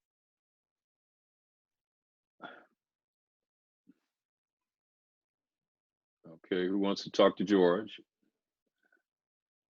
John, why don't you just take it away? I mean, you've been waiting a long time. A lot of folks jumped in ahead of you. Yeah. I think Rich also had a. I wanted to reply to George. Who's that, Lonnie? Yeah. Go ahead, Lonnie. Okay, go on. So go on, Lonnie. So George, being mentored in coaching, me and Marshawn started out together and did it on our own through trial and error. And for me, my high school experience, Coach Ali taught me a lot. And again, you asked Brunker about a silent platform to make reports. For me, as a Black head coach, minority head coach, and even coming up as an assistant coach, one, I learned to do my job and stay in my lane. But then that same thing actually applied as a head coach, where we weren't on the same playing field. And to this day, we're not on the same playing field. I'm not trying to call out Saints or anything like that, but private schools in general, boys and girls side, a lot of North County schools, it's 2 different platforms where they get to walk. So George, my answer to you is I'm just saying what I'm going to do. I'm only responsible for me. I'm not hopping on Arbiter no more and typing in to the officials, the bias or what I think happened with this official, because they're going to talk about it regardless. So that so-called target is on our back regardless. As an outspoken minority head coach, there's a target on our backs. Right. So for me, what I'm doing next season and moving forward is I'm not dry snitching. So for those of y'all that don't, that's a term we use. I'm not doing none of that. I'm speaking out loud.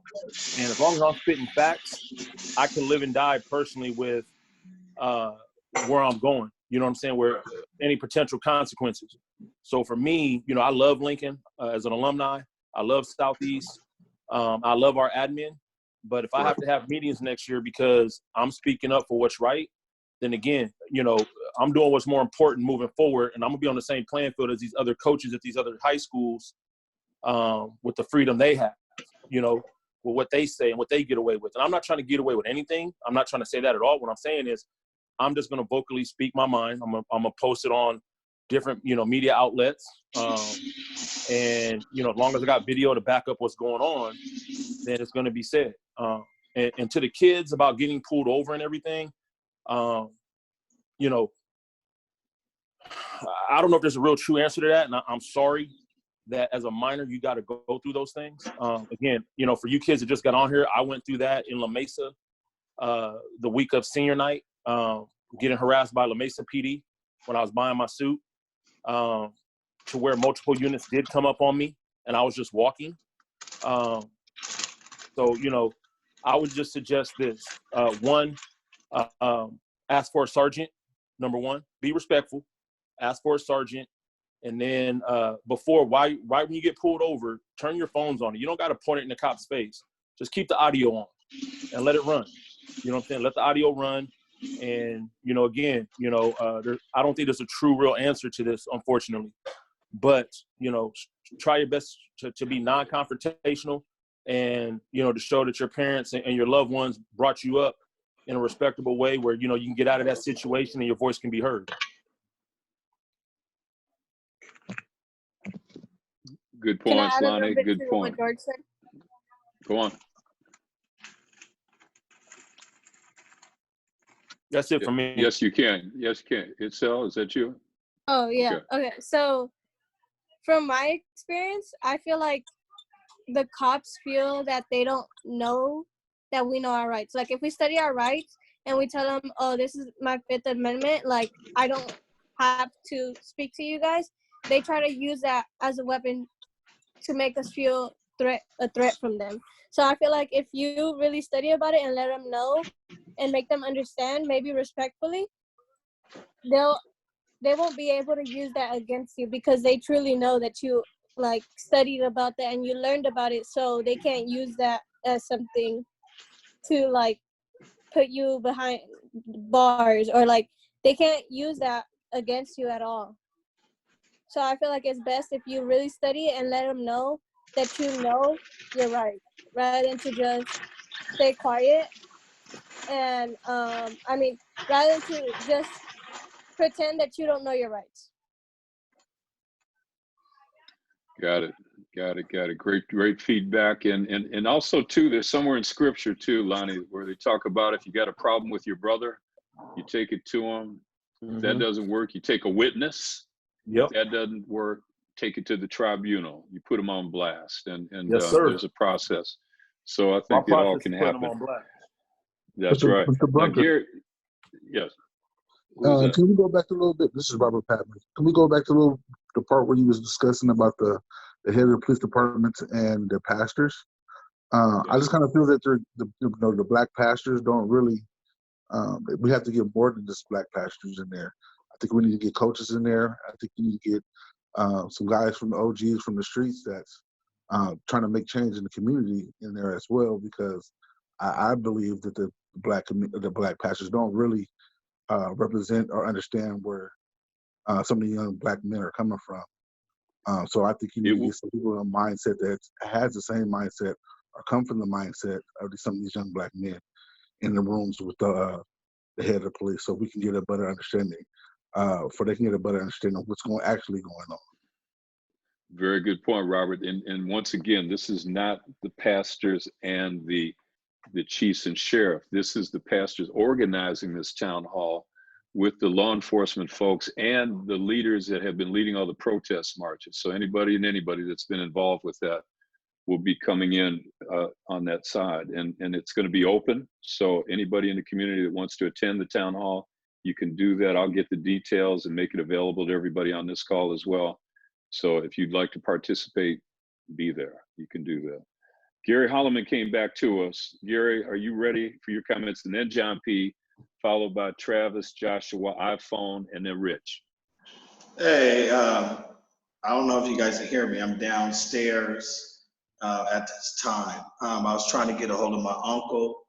My uncle had been 25 years in the Department of Correction with the prison systems up in Oakland, up near San Quentin, Pelican Bay.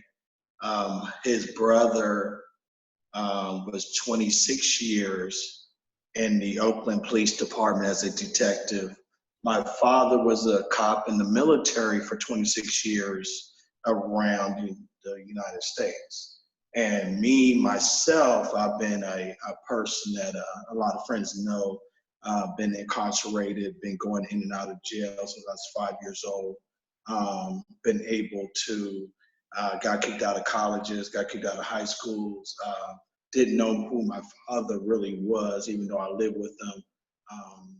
My mother, who was a victim of stuff. So when we talk about, as a matter of fact, after my dad retired from the military, he worked with Jeff Hartman at the appropriations department.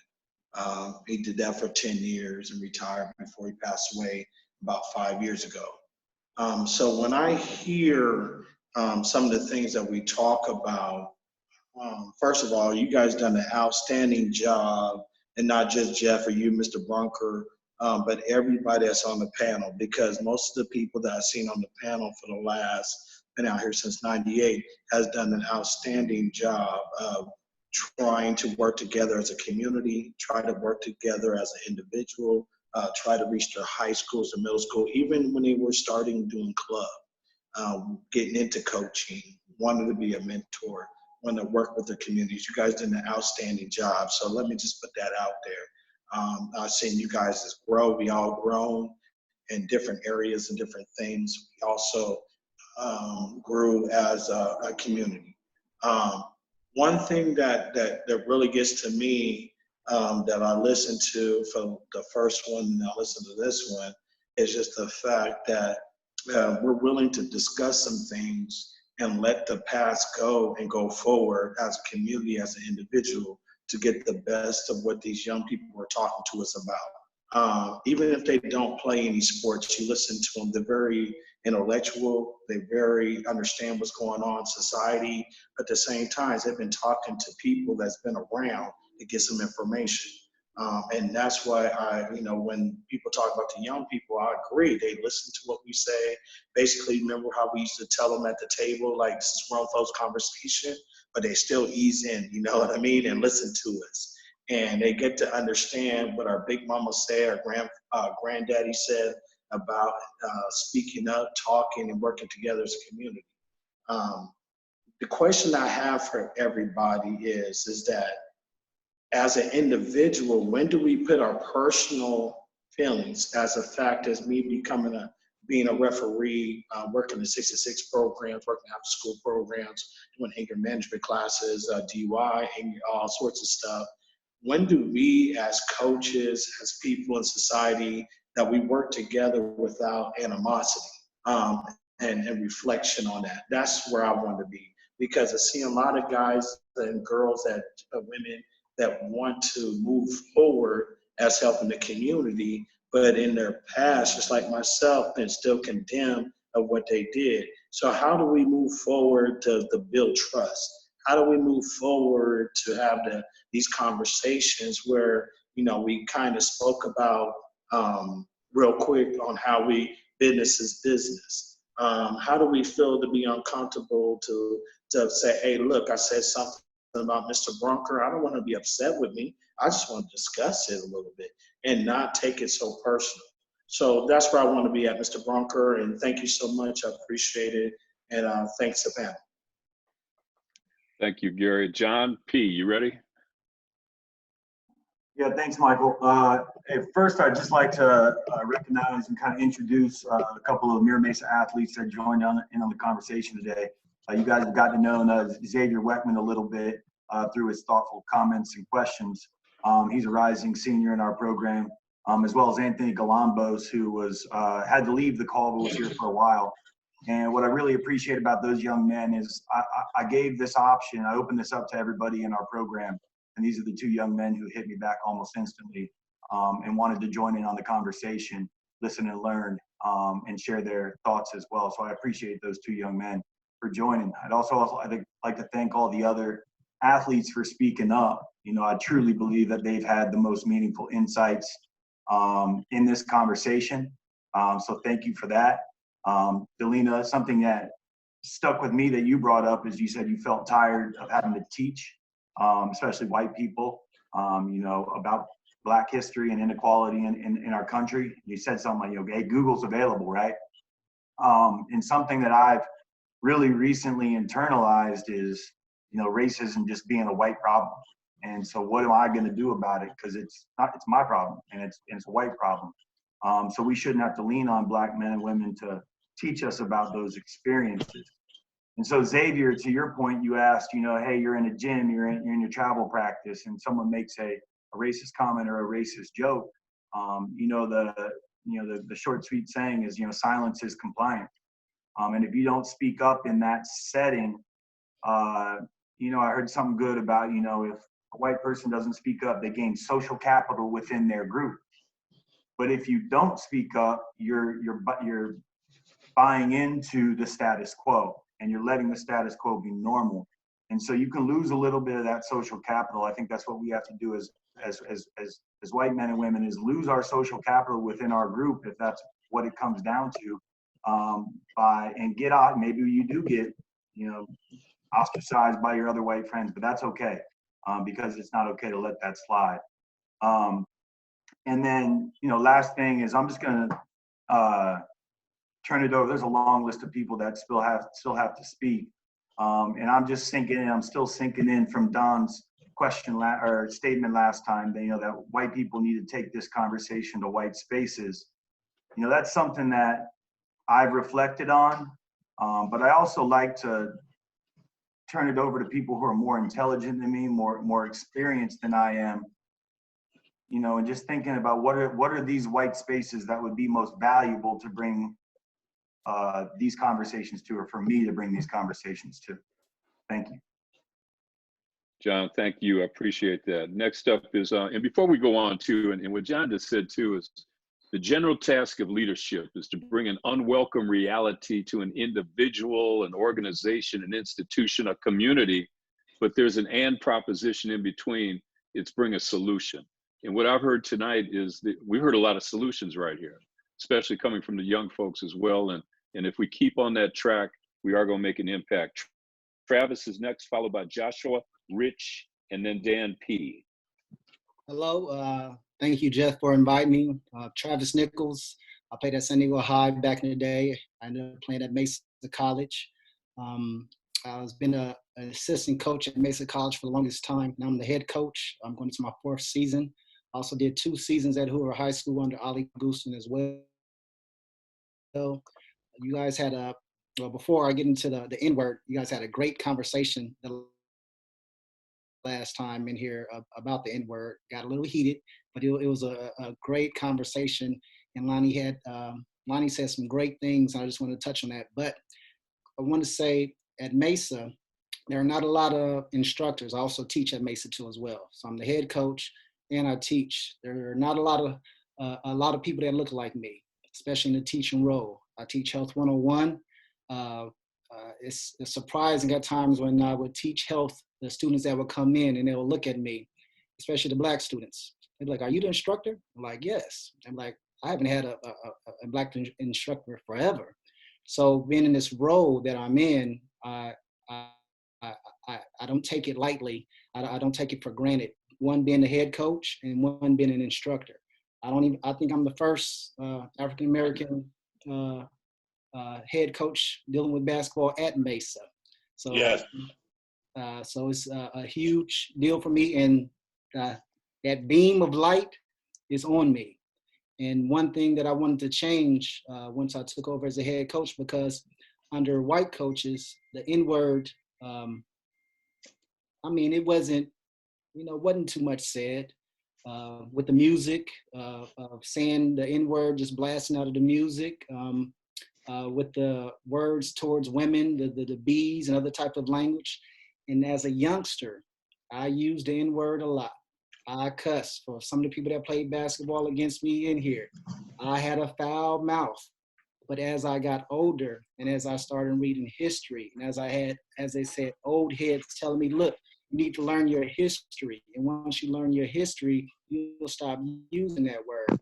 I used to push it to the side. I used to push it to the side. But once I started reading books, I had a great understanding. So at Mesa, and this is for Lonnie, because you did a good thing by you called out coaches and asked, what are you doing? At Mesa, young men come into my program and their parents know, once you step foot in my program, that word is not allowed. If you see young men doing push-ups, they're doing push-ups because they said the N-word or they said some cuss words. They look at me as this whole moral thing. You can call it moral, you can call it whatever, but even in playing basketball games, now referees, they're giving you a technical if you say the N-word. They're definitely giving you technicals if you cuss. So young men coming into our program, it's just not accepted. I don't believe that I'm your buddy and your friend to allow you to say the N-word. We don't play that within the music of degrading women and in the use of the N-word. We just don't allow that. So as a Black coach, I want everyone to know that I feel, and I'm taking the lead with Lonnie, is that it is on us to help detour that, because what I learned is it wasn't just the Black athletes. I had my white athletes, I had my Mexican athletes. They was just all saying it, and no one was saying a thing, and they were just looking at it. And I'm like, well, what is this? Oh, coach, it's not a thing. It's in the music. Well, that's something that we have to stop. So I want to let you all know that as a coach, especially the coaching staff, I have another coach, Coach Talib. He's the next man in charge over at Mesa College. The two Black men that are running things over there, we don't play it, and it's just not allowed. Thank you. As you were saying that, and Delina, I know you put a comment in here. I think he answered what you said, right? He said, Delina said, penalize your non-Black students that say the N-word. What I'd like to do at this time is, if you go down to the bottom, you see the share screen, it's green, and then you have record and reactions. Hit that record thing and you'll see a thumbs up there. If you agree with what Travis and Lonnie have been saying, hit the thumbs up. Okay, I just want to get a poll real quickly to see if you're in agreement. And if you feel that it's okay to use the N-word, don't put it up. And the non-Black ones get the treatment too. I'm letting you know that. Exactly, exactly. Okay, okay. So before Can I ask we a go on question to on that real Joshua quick, Michael? Rich, pardon me? Can I really quickly ask a question on that, please? Go on, go on. So I had a conversation with one of my assistant coaches that attended the meeting last time, actually, in regards to Lonnie's conversation with use of the N-word. And I expressed to him, I said, I sometimes feel awkward as a white man, you know, correcting these kids for using an N-word. And they kind of look at me sometimes and say, yeah, but how could you know, coach? It's not, you know, it's not your place, coach, kind of thing. And I'm wondering, what is my best rebuttal? Not rebuttal, that's probably the wrong word, not an argument. What is my best stance to take as a white coach to express that word should not be used in the context of our gym? It's your program, your coacher, and put them on the baseline. Who said that? Who was that? Lonnie did. Lonnie? Yep. Okay, anyone else? Yeah, I don't use it. I don't like it. Robert Potman's next. Okay, Robert, hit your I comment, disagree Robert. with Lonnie because same fact, you don't know where these kids come from. So you just to say, dog, for a white man to tell me, oh no, you can't say that and get on the baseline, that's not respect. You gotta, you know, at least if you're going to disagree, give me the reason why we disagree. Have a discussion with them before you say just jump on the line. So if you tell me just as a teenager just jump on the line because I use the N-word and you're a white man, you're gonna tell me I can't use a certain word, that's not gonna ride with me. So I don't think that wouldn't solve the issue. That wouldn't build respect in with the coach and the player. I think there needs to be more discussion about it. Robert, Big Rob. Hey, my apologies for saying that. Robert, my apologies for saying that so fast, but I know Coach Pierce. So I know when he has his preseason meeting, when he picks his team and his parents or players are there, I've sat in him before. I know he addresses respect all, you know, understand your words can cost you. So that's why I just said that to him that fast instead of going into great detail. My apologies for not being clear. But also, you know, Lonnie, to add with what you're saying. I agree 100%, bro. Like, I don't like I'm in. So, you know, I'm different. I don't even like cuss words being used to get my point across to a kid. You know, to each his own, but that's not something that I do. Even when I coached on the college level, like we had if you said a cuss word or say any degrading word, you know, you had 25 push-up punishment. If you said it twice, you had a 50 push-up punishment. Everybody knew from the head coach to the bottom guy on the depth chart that this is what we was gonna do. There was not gonna be any degrading terms to tear down anyone to be used, even if the leaders that you're following don't use them. And Robert, you know, I coached too, Robert. There were times where me as a young coach, we would get into it. But it's those things that you have to stand for that separates you and that the kids respect you for. That goes a long way. Yeah, good comment, George. And I think also too, and we do have a lot of people who want to get on here, but on this topic, I want to thank Talib for talking about the history of the word. That's always good. Do we know the history of the word and its connotation?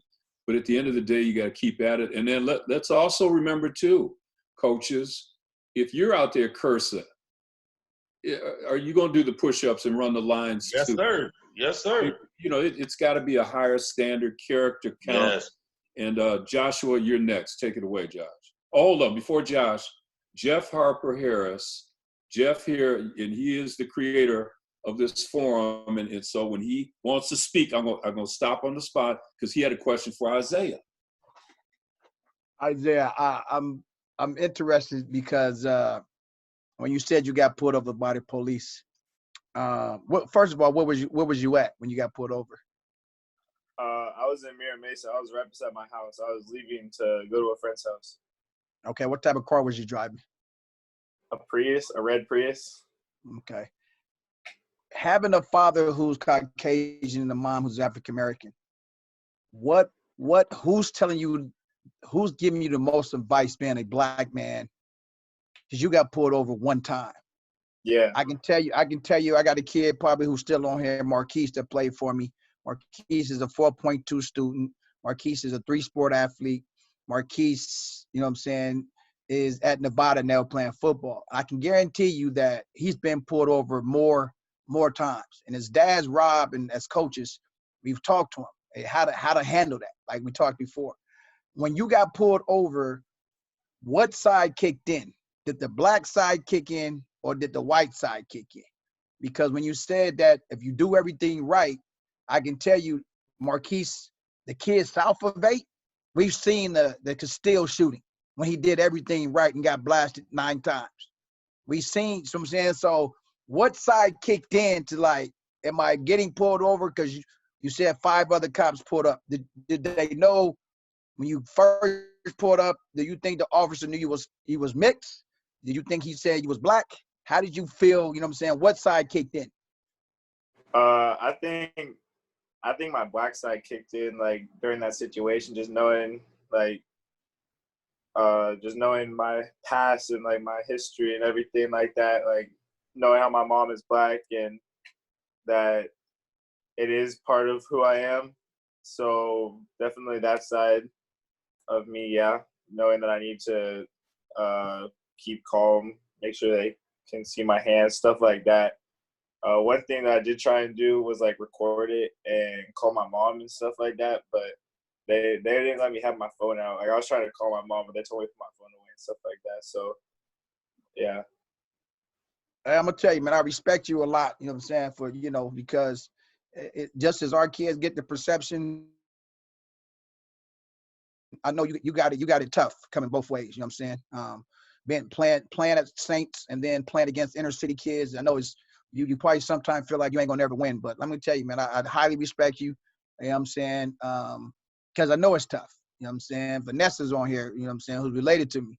It's tough for her because her mom is Caucasian, you know what I'm saying? So I respect you for even coming on here and for even talking about it, you know what I'm saying? And I hope it helps somebody, you know what I'm saying?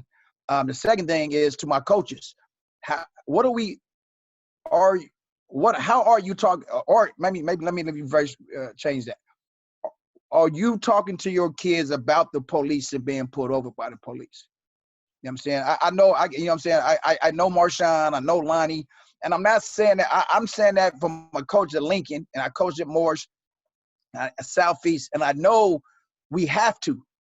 You know what I'm saying? I know Marshawn have to. When your kids leave practice, you know what I'm saying? I've seen Marquise at Lincoln lead practice, and I'm paranoid when they pull out of Lincoln.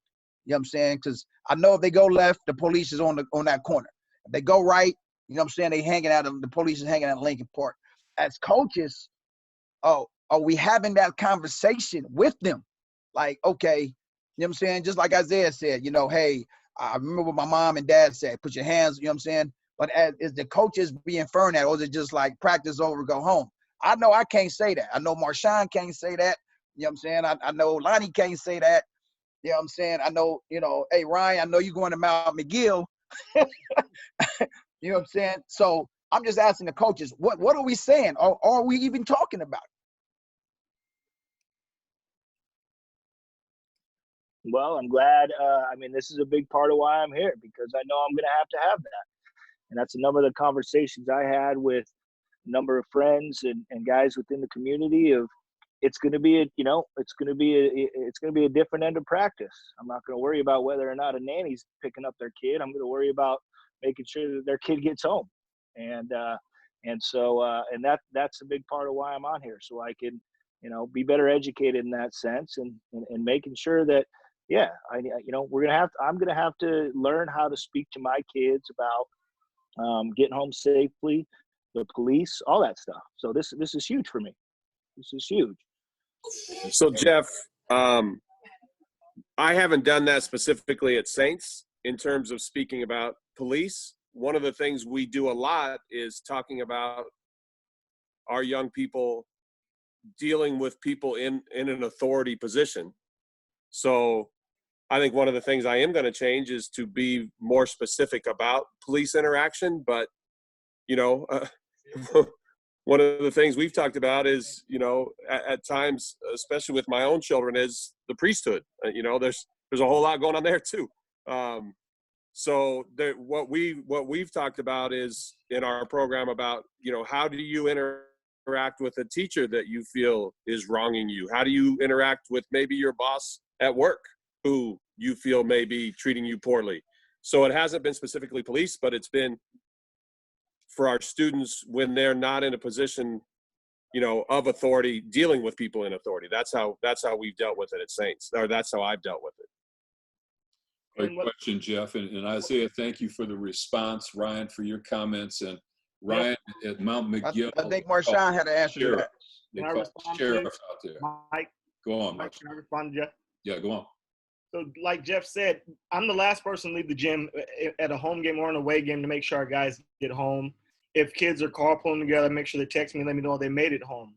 I don't leave anybody behind for the simple fact of fear of the police rolling up on them, or if they're in where anything can go wrong, just to make sure that they make it home safe. Because I figure that when they leave that gym till they get in their door, they're our responsibility. So I have to make sure that they all make it home safely. If not, then that's on me. So they have to text me that they got home. They have to let me know that their parents come. And I sit there until that parent comes. If it takes an hour to make sure they come, that kid is going to get in that car. If I drive a kid home, I don't pull off until they walk in their door at home. That way we make sure that they're taken care of and there's no child left behind, basically. Everybody's going to get home safe on my watch. And Marshawn, the kids that you have on your team, how many of them live in the community around Mission Bay? Very few. We have, the funny thing is, it's more Hispanic kids that live in Mission Bay than the white kids. Some of the white kids live off in Claremont or Bay Park area. Our black kids are bussed in, and there's some community around the corner that has some of the Hispanic kids, but very few actually live in Mission Bay. Exactly. Okay, Josh, you ready? Josh, Rich, Dan, and then Jamal. Can I speak? Yes. Hello, my name is Joshua Dupree. I'm 16 years old. I'm a young black male. I attend Mar Vista High right now. I'm on the basketball team over there. And what I wanted to talk about was what what George was talking about with leadership and stuff. So, you know, growing up in a household without a father, you know, I've always had to worry about, you know, how I could be there for my family, because, you know, my mom's, you know, always trying to provide for the family. You know, I've always, you know, trying to make it easier for her, get good grades and all that, stay in my lane. And it's like I'm the type of person that'll try and like attack the problem directly. So what I wanted to talk about was, you know, when I was at Mar Vista last year and we were playing at Coronado, one of my mixed teammates has a black mom, he has a black dad and a white mom. You know, we were playing at Coronado. You know, his mom and another teammate's mom let us know that kids were, you know, attacking Isaiah. You know, how he had his hair and stuff. You know, and I was just thinking, you know, when this stuff is like, it's taught early on, it's taught in the household. So I really just don't understand how, you know, you can take this to somebody, you know, like say like a racist household, and you try to convince them that, you know, they'll be able to like see both sides of the story. Like, you know, we're just minding our business. Like we don't want any trouble with these people. You know what I'm saying? Like, I don't know how you could make somebody understand that, like when they're like, because hatred is taught. You know, hatred against our color is taught, and I really don't understand how you can convince somebody, you know, who's brought up that way, who was, you know, who's grown up like that. I don't understand how all that works, because when I lived up in Washington, I saw a lot of that. I lived in Washington for about 2 years, and it was very apparent, you know, at the middle schools and stuff that I went to there, that they didn't want me there. They didn't want me there. Apparently, you know, I didn't get chosen for a lot of you know, sports and stuff, and it almost seems that they wanted to keep everything, you know, like with people they knew over there, and it was very apparent that they didn't want me there. Like kids let me know all the time that, you know, I should just leave. You know, yeah, people like targeting me because I'm tall and stuff like that. I just don't understand how you can get somebody to understand that you don't want any trouble with them when they've been raised like that. And that's all I wanted to say. Hey, Josh, let me ask you this, and thank you for sharing. And Jeff, thank you for talking about this topic right now. Josh, who in your life before tonight have you been able to talk to about how you feel about what you just explained? I've been able to talk to coaches, mentors, and stuff like that. Okay. Thankfully, I've had a lot of black men in my life as coaches, you know, as mentors and stuff. You know, just people from school in general, like staff over there. You know, always try and get around and talk to, you know, about what I think about everything. Thank you. You know, and I just like everybody to just take a second to think about who we've had the opportunity to talk to about these things. You know, who's been in our corner where something like this came up. How many times we see Jeff post on Facebook and he talks about his granny, and he's talking to his granny all the time, and his parents, and, you know, that raised him and his family, and he always gives credit to those who helped give him that kind of support. But just think about your student athletes who might feel exactly like Josh just explained, and for whatever reason, they had nobody to talk to about this, or they think they don't. And so you making the invitation, you opening up the door, could sometimes save a life, and that's where lives really do matter. Rich, it's on you right now, followed by Dan P., and then Jamal. Hi, everybody. My name is Rich Curry. For those of you that don't know me, I'll just give a quick introduction of myself. I'm from San Diego, from East San Diego. I went to Kennedy Elementary. I went to Wilson Middle School, Hoover High School. Got a scholarship to Christian High School, so I went from Hoover to Christian. I was there for a couple of years. My grandfather was a baseball coach at Lincoln. I transferred back to Lincoln, and Kendall Webb denied my transfer, and I wasn't able to play my senior year. I'm actually a basketball player. I'm a basketball coach now.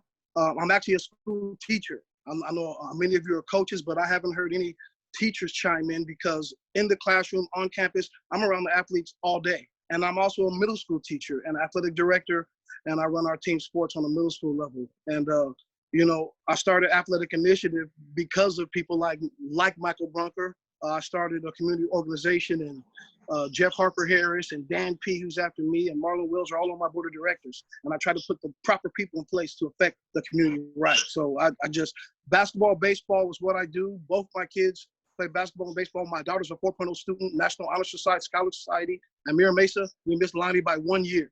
That's killing me. 1 year. But she plays softball and basketball, made varsity in both sports from freshman this year. And my son's the top 12U baseball player in San Diego. So I have a perspective on this, and that the N word first of all. And I'm currently working on my credential on my master's as a teacher, and I plan on being a vice principal first. So that's where I'm going, because that's the only way to affect it. Because there are no other black teachers. I'm the only African American male black teacher and athletic director. So all the students come to me on campus. All the black students, Filipino, Latino, they all come to talk to me if they have a problem with the staff or students, or they feel like somebody did something to them, or students call them a name, they come to Coach Curry. So I have like this crazy element where, like, during open house, the parents will come up to me and pull me to the side. Coach Curry, you're looking out for my kid, right? So I have like all these questions that I have to answer to people about teachers when the incidents happen in the classroom. Then I have to go back to the teacher and the principal to try to like talk sometimes, like try to be an advocate for the kids. And at my school, which is Innovations Academy, we use restorative justice and not punitive discipline. We're completely different from the other schools in San Diego City schools, also, although we're a City Schools charter. So I believe that the N-word stuff starts in middle school. You start talking to them young. Like if some of you coaches could go to your local middle school, like if Lincoln went over to Kennedy, and they talk to the elementary and the middle school kids with some players about that. And like I have, like my school's like 30% black, 20% black, and we're in Scripps Ranch. So my sports teams are all black basically. So we scare people when we go to our games. We got the target on our back. I've had a target on my back since I was in 8th grade, period. Because I speak up front and I call stuff out and people hate me for it. And I went to battle with huge organizations and won, and that has got me, you know, blackballed out of some stuff because I'm outspoken, and I'm a true grassroots community advocate with a real 501c3, legit, to quit paperwork and all, ran the correct way. I don't take advantage, I don't steal, I've never done one thing wrong. I've just called people out who do things wrong in my community to my kids that I'm trying to protect, because I was one of them, being a single parent home kid, no father. So I had to learn this from the ground up. I didn't know anything, dealing with the police and everything. So I talk to my kids on campus about when they leave our Scripps Ranch campus and go out there, they could get killed. We have to have serious conversations. And I had some of the best running backs in San Diego at my school this year, okay? I had Makai Thompson, I had Tyson Bryant, I had Julian down in San Ysidro, I had Dante Hall, I had ballers.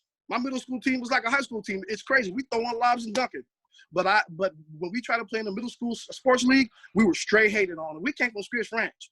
And like, I'm also the AD and the coach of the sports teams, and I teach all the PE classes in my school, kindergarten to 8th grade. So I'm in the classroom having to deal with, when kids have to deal with this bias in the classroom, how do you deal with that? Because then it extends to police. You know, all of them kind of sometimes use the same methodology, but how do we get away from it? Like, I get to see it on campus. I get to hear it and see it. I get to hear the kids talk to me about the real stuff. They won't tell their teachers what they tell me. They don't tell the principals what they tell me. The parents will come tell me stuff. They won't mention it to the teacher. So I have to like deal with this very weird element of trying to help our kids learn how to deal with these elements. And I talk to them about the Bill of Rights and knowing their amendments correctly and what they mean and the definition and what they do when they step out into the world. Because Tyson's at Point Loma, Makai went to West Hills, Jurian went to San Ysidro, who else? I had a bunch of really good players that went to schools all around the county, and they're stars in their respective spaces. So with restorative justice, we've taught them how to communicate and how to look at themselves differently, because we don't do punitive discipline. We don't suspend you. We don't do referrals. We don't kick you out. We don't demean you. Nothing. And the crazy thing is, my daughter, who's at Mira Mesa, a double varsity athlete in 9th grade, she got treated extremely poorly her first year this year at Mira Mesa, because the teachers automatically assume that the students are lying about everything and anything. They treat them like crap. And my daughter's a straight A student, period. Varsity player in 2 sports, starting on both. Well, not on varsity. She started on basketball varsity, and then she eventually went to JV, but she made both. and she starts first base on varsity softball, and she's in the top 10 USA girls baseball players. So she's about to play baseball. She's deciding not to play softball at Mira Mesa and play baseball because of how poorly the coach treats the girls. And they have a largely ethnic team.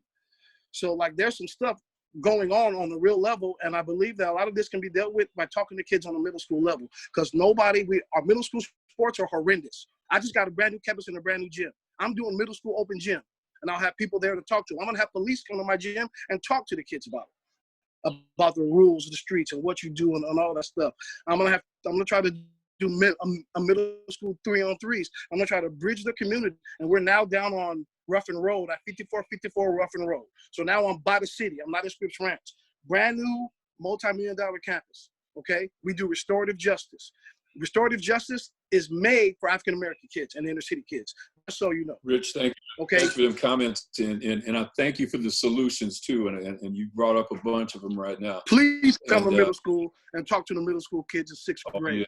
Please, because the sex, the weed, the gangs all starts there. And if you talk to them now, when they get to high school, they'll be advocates for the other schools who haven't had that talk, who haven't had that familiarity, who haven't created that bridge with the coaches and the players in the community, so they know who they are, and they also know their community police officers. Make them come and talk to the teams.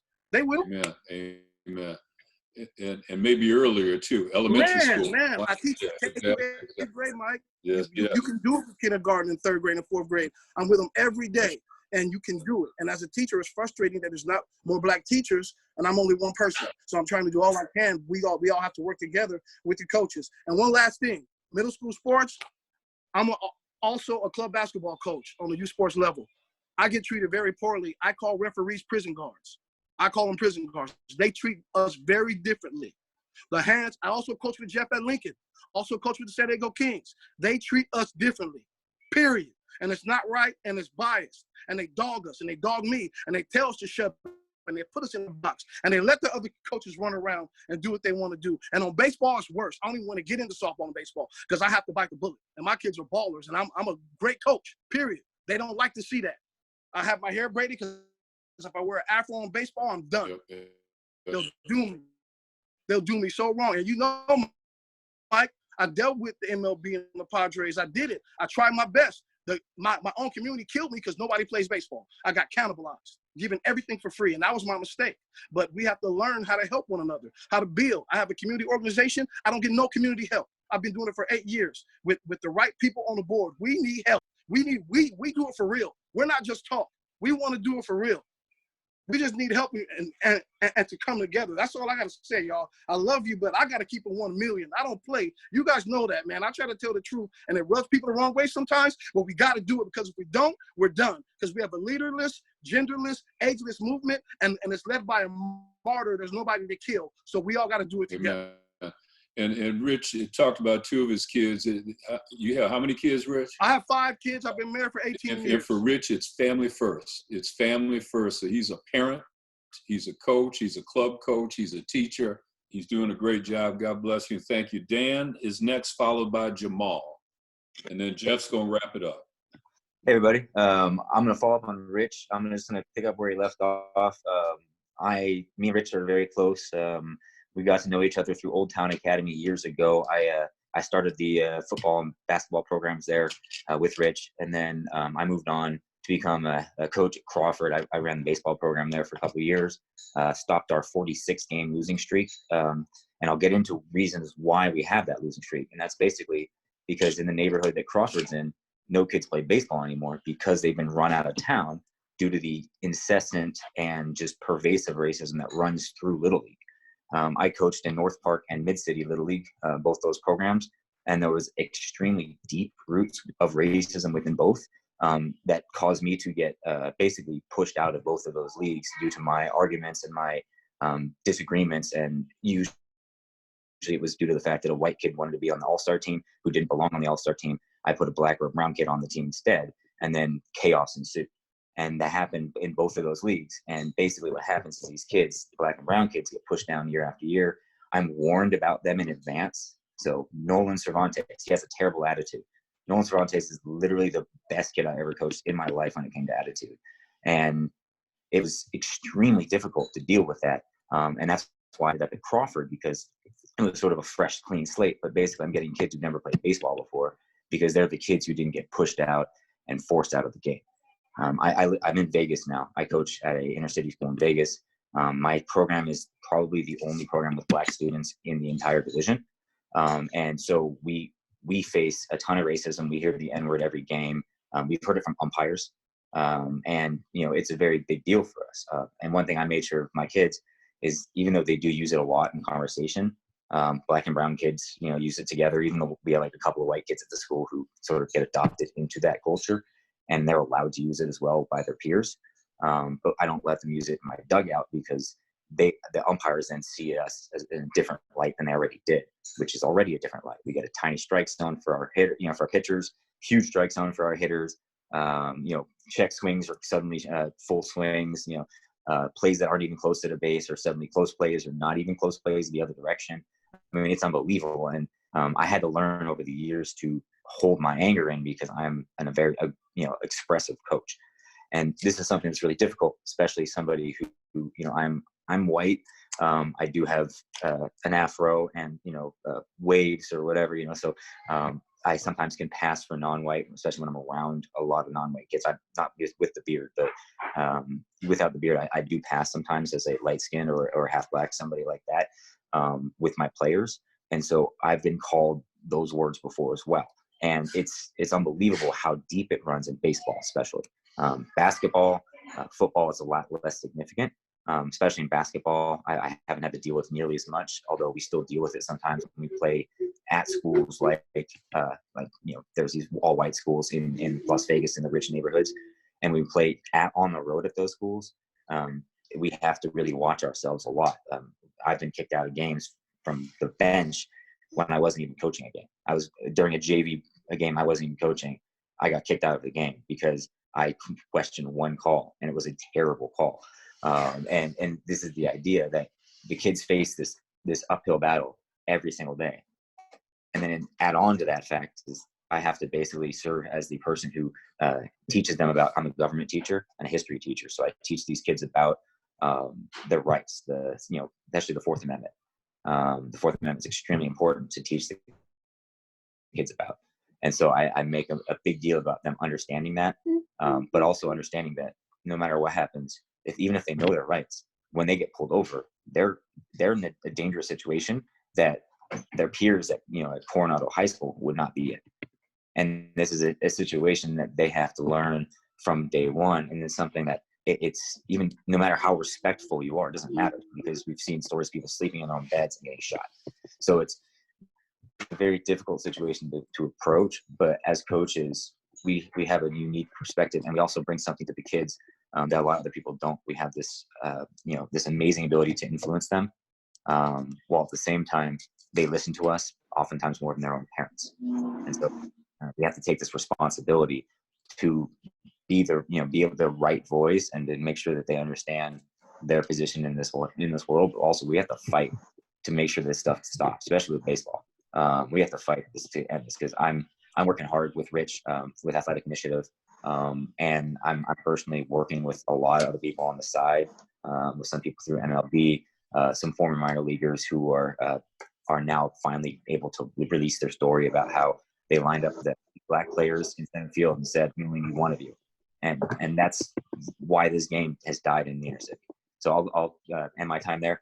I could go on for years. I'm writing a novel on this, literally. So you know, this is an issue that we all need to deal with. I'm on board with you guys, even though I don't live in San Diego anymore. I'm still on the board of a nonprofit that works in San Diego, so it's still my hometown in a lot of ways. So whatever we're doing to help improve the situation in SD, we're going to do it in SD, and then we're going to move it to Vegas as well. So. And Dan, thank you for sharing. And let me just say this too, what you ended up on. Everybody's got a book in them. Write your stories. Ask your players to write your stories. Jeff Harper Harris, all that stuff you put up on Facebook, man, you need to, you know, copy and put that down somewhere and write your book, because you've got a book there. There's no doubt about it. But tell the stories of why you're where you are today and how you've overcome this, you know, and how you've turned setbacks into comebacks, and how you really spending your life doing great things right now. Great job, Dan. Keep it going in Vegas. And I know Vegas not easy place to deal with either. It's a tough one, there's no doubt. Jamal, you ready? Did he leave us? Jamal McKenzie, there you go. Yep, there I am. Appreciate it. Yeah, I just have a couple things that I wanted to touch on. I was on the call last week, or a couple weeks ago when we had it. And I think one of the things that you said, Michael, was when you asked one of the young men how many people have they had the opportunity to talk to about these things. And that's one of the first things that we have to do right now, is making sure that we're making ourselves available for students of color, to be that support, because they don't have that representation in their building. We have to be there for them. And so that was one of the things that I feel like right now it's crucial. The hard part is, right, we have to be prepared to give them options. So we had the conversation earlier in the call about what to do when you're pulled over by the police. And there's different perspectives on that, on how to handle that. We have to be prepared that our answers, we might not have the answer for them. And I think that's one of the things right now, until we can make the changes, we have to give them options. Because you don't want to be that guy to say no when the police pull you over, you just keep quiet and don't say anything, and you got to be mindful of when they do that. I mean, I'm from Southeast, man. Like that conversation sometimes it doesn't go the right way. And so as mentors and as adults, you got to be careful of the advice that we give until we can really see a true change made in some of these systems. And so that kind of leads me to my next thing, man, is we cannot, I know we had again, on the call, it was talked about looking for I don't know what the term was that was used, whether it was a silent platform or a quiet platform, because we're afraid of the blowback or how it affects us. Be honest, and again, I can only speak for myself, but we're past that. We're past that to where it doesn't have to be silent anymore. It can't be silent.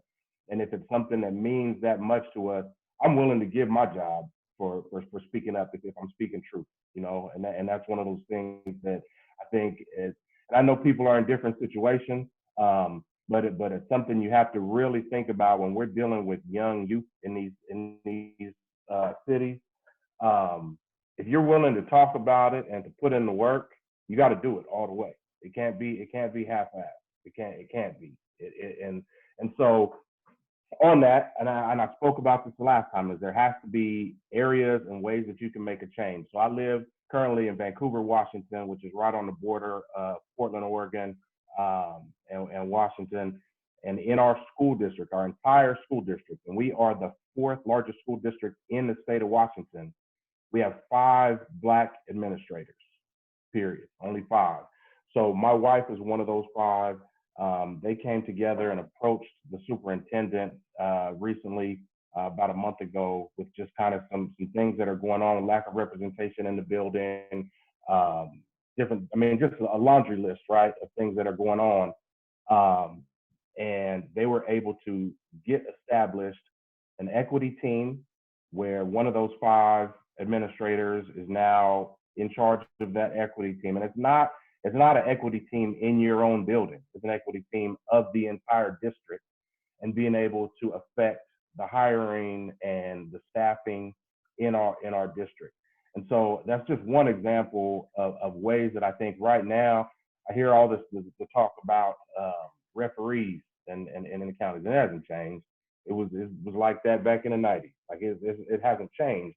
And until we get to positions where we are infiltrating the hiring, that process, and being able to staff people on there who are not going to be looking at coaches because they have braids or because they have an afro, because we have to make sure that we get enough people in these positions. And right now, this is the time that we have to get on these boards and create. If the boards aren't there, they have to be created.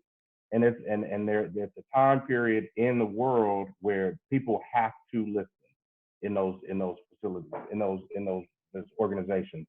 I think the police is the other one, right? That's the next big chunk. And we all know we can't be stuck at the middle or bottom level. It has to be at the top levels to make any of the change in these organizations.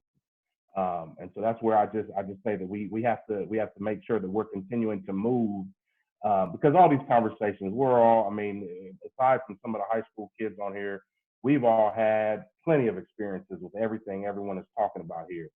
And we could have had these conversations 20 years ago, but we can't have these in 5 years, in 10 years. We can't keep having these same conversations, you know. So that's all I got. I appreciate the time, guys. Jamal, thank you. Thank you for those comments. And before we turn it over to Jeff to wrap it up, I just want to take this opportunity to thank everybody who's been on this call. I think we peaked over 30 tonight, which is good. But here's what I'm going to do personally. And Jeff, I'm hoping that we continue this conversation. And whenever the next one is, if it's this time next week, but I'm going to personally invite Marlon Wells. I'm personally going to invite Zach Jones, Fentress Wynn, Robbie Sandoval, Donald Yasakochi. I'm going to call John Labita and see if we can get the word out to all the CIF coaches. Mike Hopp, you could probably help with that as well. They need to know about this as well. And I also manage, I'm part of some groups nationally. There's the Detroit Public School League coaches. They have about 800 on that one. I'm going to post this next call with them. I'm also, I run the Facebook page for St. Cecilia's in Detroit, which is one of the premier prototypes of all the summer leagues, midnight basketball leagues ever around the country. I'm going to post it on there as well, along with Brooklyn, USA, because I think everybody needs to hear this conversation, coaches, parents, players, and as the governor of the Pacific Southwest AAU, I'm going to blast it to all the AAU coaches and the families as well, and let them know about this so that we can keep this. It's got to go beyond conversation. Do we all agree? But we got to keep pushing. We've identified some things that need to be done immediately. And Jeff, I just want to thank you for continuing this movement, this initiative to make things happen. So we'll turn it over to you for the final word. First of all, thanks, Mike. I appreciate you taking the time. I appreciate everybody taking their time, you know what I'm saying, and spending, 2 hours, 2 hours probably, you know what I'm saying, is not going to get it done, like Jamal said, you know what I'm saying. And like Lonnie said, man, I'm in this for the long run. I'm in this, most of y'all know me. Most of y'all know, most people probably already thought I was rebellion.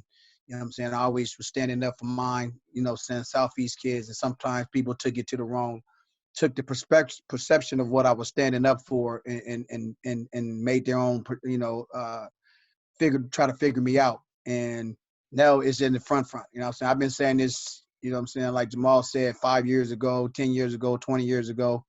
But, you know what I'm saying, like I appreciate Mike Hopp, you know what I'm saying, Mike, coming, giving me his ideals. And, you know what I'm saying, it shows me that, you know what I'm saying, especially with how, the separation of public versus private, you know what I'm saying, like I say, man, I definitely respect you, Mike. I appreciate you, Mike.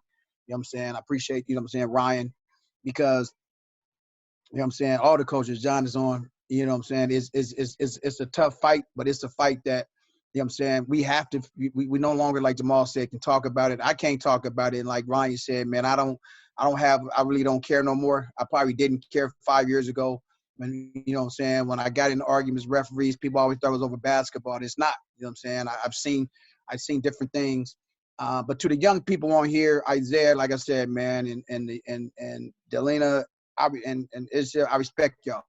You know what I'm saying? Isaiah, I wish all y'all success as athletes, but you will change the world. I swear to God, you will. You know what I'm saying? And Isaiah, to speak on both sides, man, you know what I'm saying? I got to commend you for that. You know what I'm saying? Yeah, I'm going to be honest with you, man. I didn't think Saints dudes stood up like that. You know what I'm saying? I just, you know what I'm saying? I've sent kids to hop. I had Robert Hayes over there. You know what I'm saying? I just, in the last probably 5-6 years, I didn't think kids at Saints or Cathedral, you know what I'm saying, could care about less what's going on south of 8 or southeast. But for you to stand up there and say what you said today, I respect you. I respect Mike. I respect your program. You know what I'm saying? And I hope we can continue this, like Mike said, you know what I'm saying? And whoever gets on next week, you know what I'm saying? We, like Jamal said, man, we got to go. You know what I'm saying? I can't stop no more. I'm hoping to put things in place where when our season ever starts, you know what I'm saying, we know when our kids play, it's going to be strictly basketball. And I don't want to lose sight of that. You know what I'm saying? I want the game to stay pure. I want us to, you know what I'm saying, be able to talk among ourselves. And I'm, you know, I'm glad the white coaches are talking. You know what I'm saying? And y'all know me. I'm saying what I'm saying. I'm calling trainers out. I'm calling coaches out. You know what I'm saying? You can put black athletes on your Instagram pages of working, training them out. You can get out here and fight the cause, because some people, you know what I'm saying, is like, it's over. Like back to normal, back to what we was doing. And like Jamal said, man, we no longer can go back. So I definitely appreciate y'all. Ryan, congratulations on Mount McGill, man. You know where I'm at. You just down the street. You got your Southeast pass back. You got your Southeast pass back, man. You can come on back home I now. swear I've had it the whole time, man. Quit trying to take it away from me. But other than that, man, I appreciate y'all, man. You know what I'm saying? And I just want to say this real quick to Ray Mills. I know Ray, we talk about discrimination, you know what I'm saying, and racism. I think Ray's in a tough situation where he's at. Him and Marty, when he was at El Cajon. I mean, that's a whole different type of racism, because the blacks don't like, you know what I'm saying, the Chaldeans, and you know what I'm saying? So, you know, you got to give him and Marty credit for, you know what I'm saying, being able to sit down and talk to their players and to work that out. But I just had to get that out. So like I said, man, I appreciate y'all. You students, I love y'all, man. 100, man. Y'all are really, yeah, in my book, man. Y'all down to earth. I respect y'all. If y'all ever need something, let me know, man. You know what I'm saying? Delina, you spoke well. Isaiah, you know what I'm saying? You know, tell your parents, thank you for letting you take the time to do this tonight. I'm saying Marquise, who's out in Nevada, who stepped on here. Ismail, Isel, all y'all, you know what I'm saying? I appreciate y'all. I definitely do. Let's keep this going, man, and have a good night. Hey, again, thank you, Jeff. Appreciate everybody. Thank you, everybody. Thank you, big brother Jake. Thank you. Guys, thank you, Mike. Thanks, Mike. Thanks, Jeff. Everybody. Appreciate it. Thank you, Mike. Thank you, Mike. Everybody be safe. Everybody be safe. Head on a swivel. Congrats. Everybody be safe. Head on the swivel. Ain't no 4th of July independence. We did that in June, man. Juneteenth, man. We're black on the 4th, man. Black it out, man. Yeah, we No black out the 4th. No barbecues, man. We know. I don't want to see nobody talking about fireworks. We got our own fireworks going on. Y'all be blessed, man. Hey, hey, Jeff, call me later. All right. Hey, Rich, call me later, man.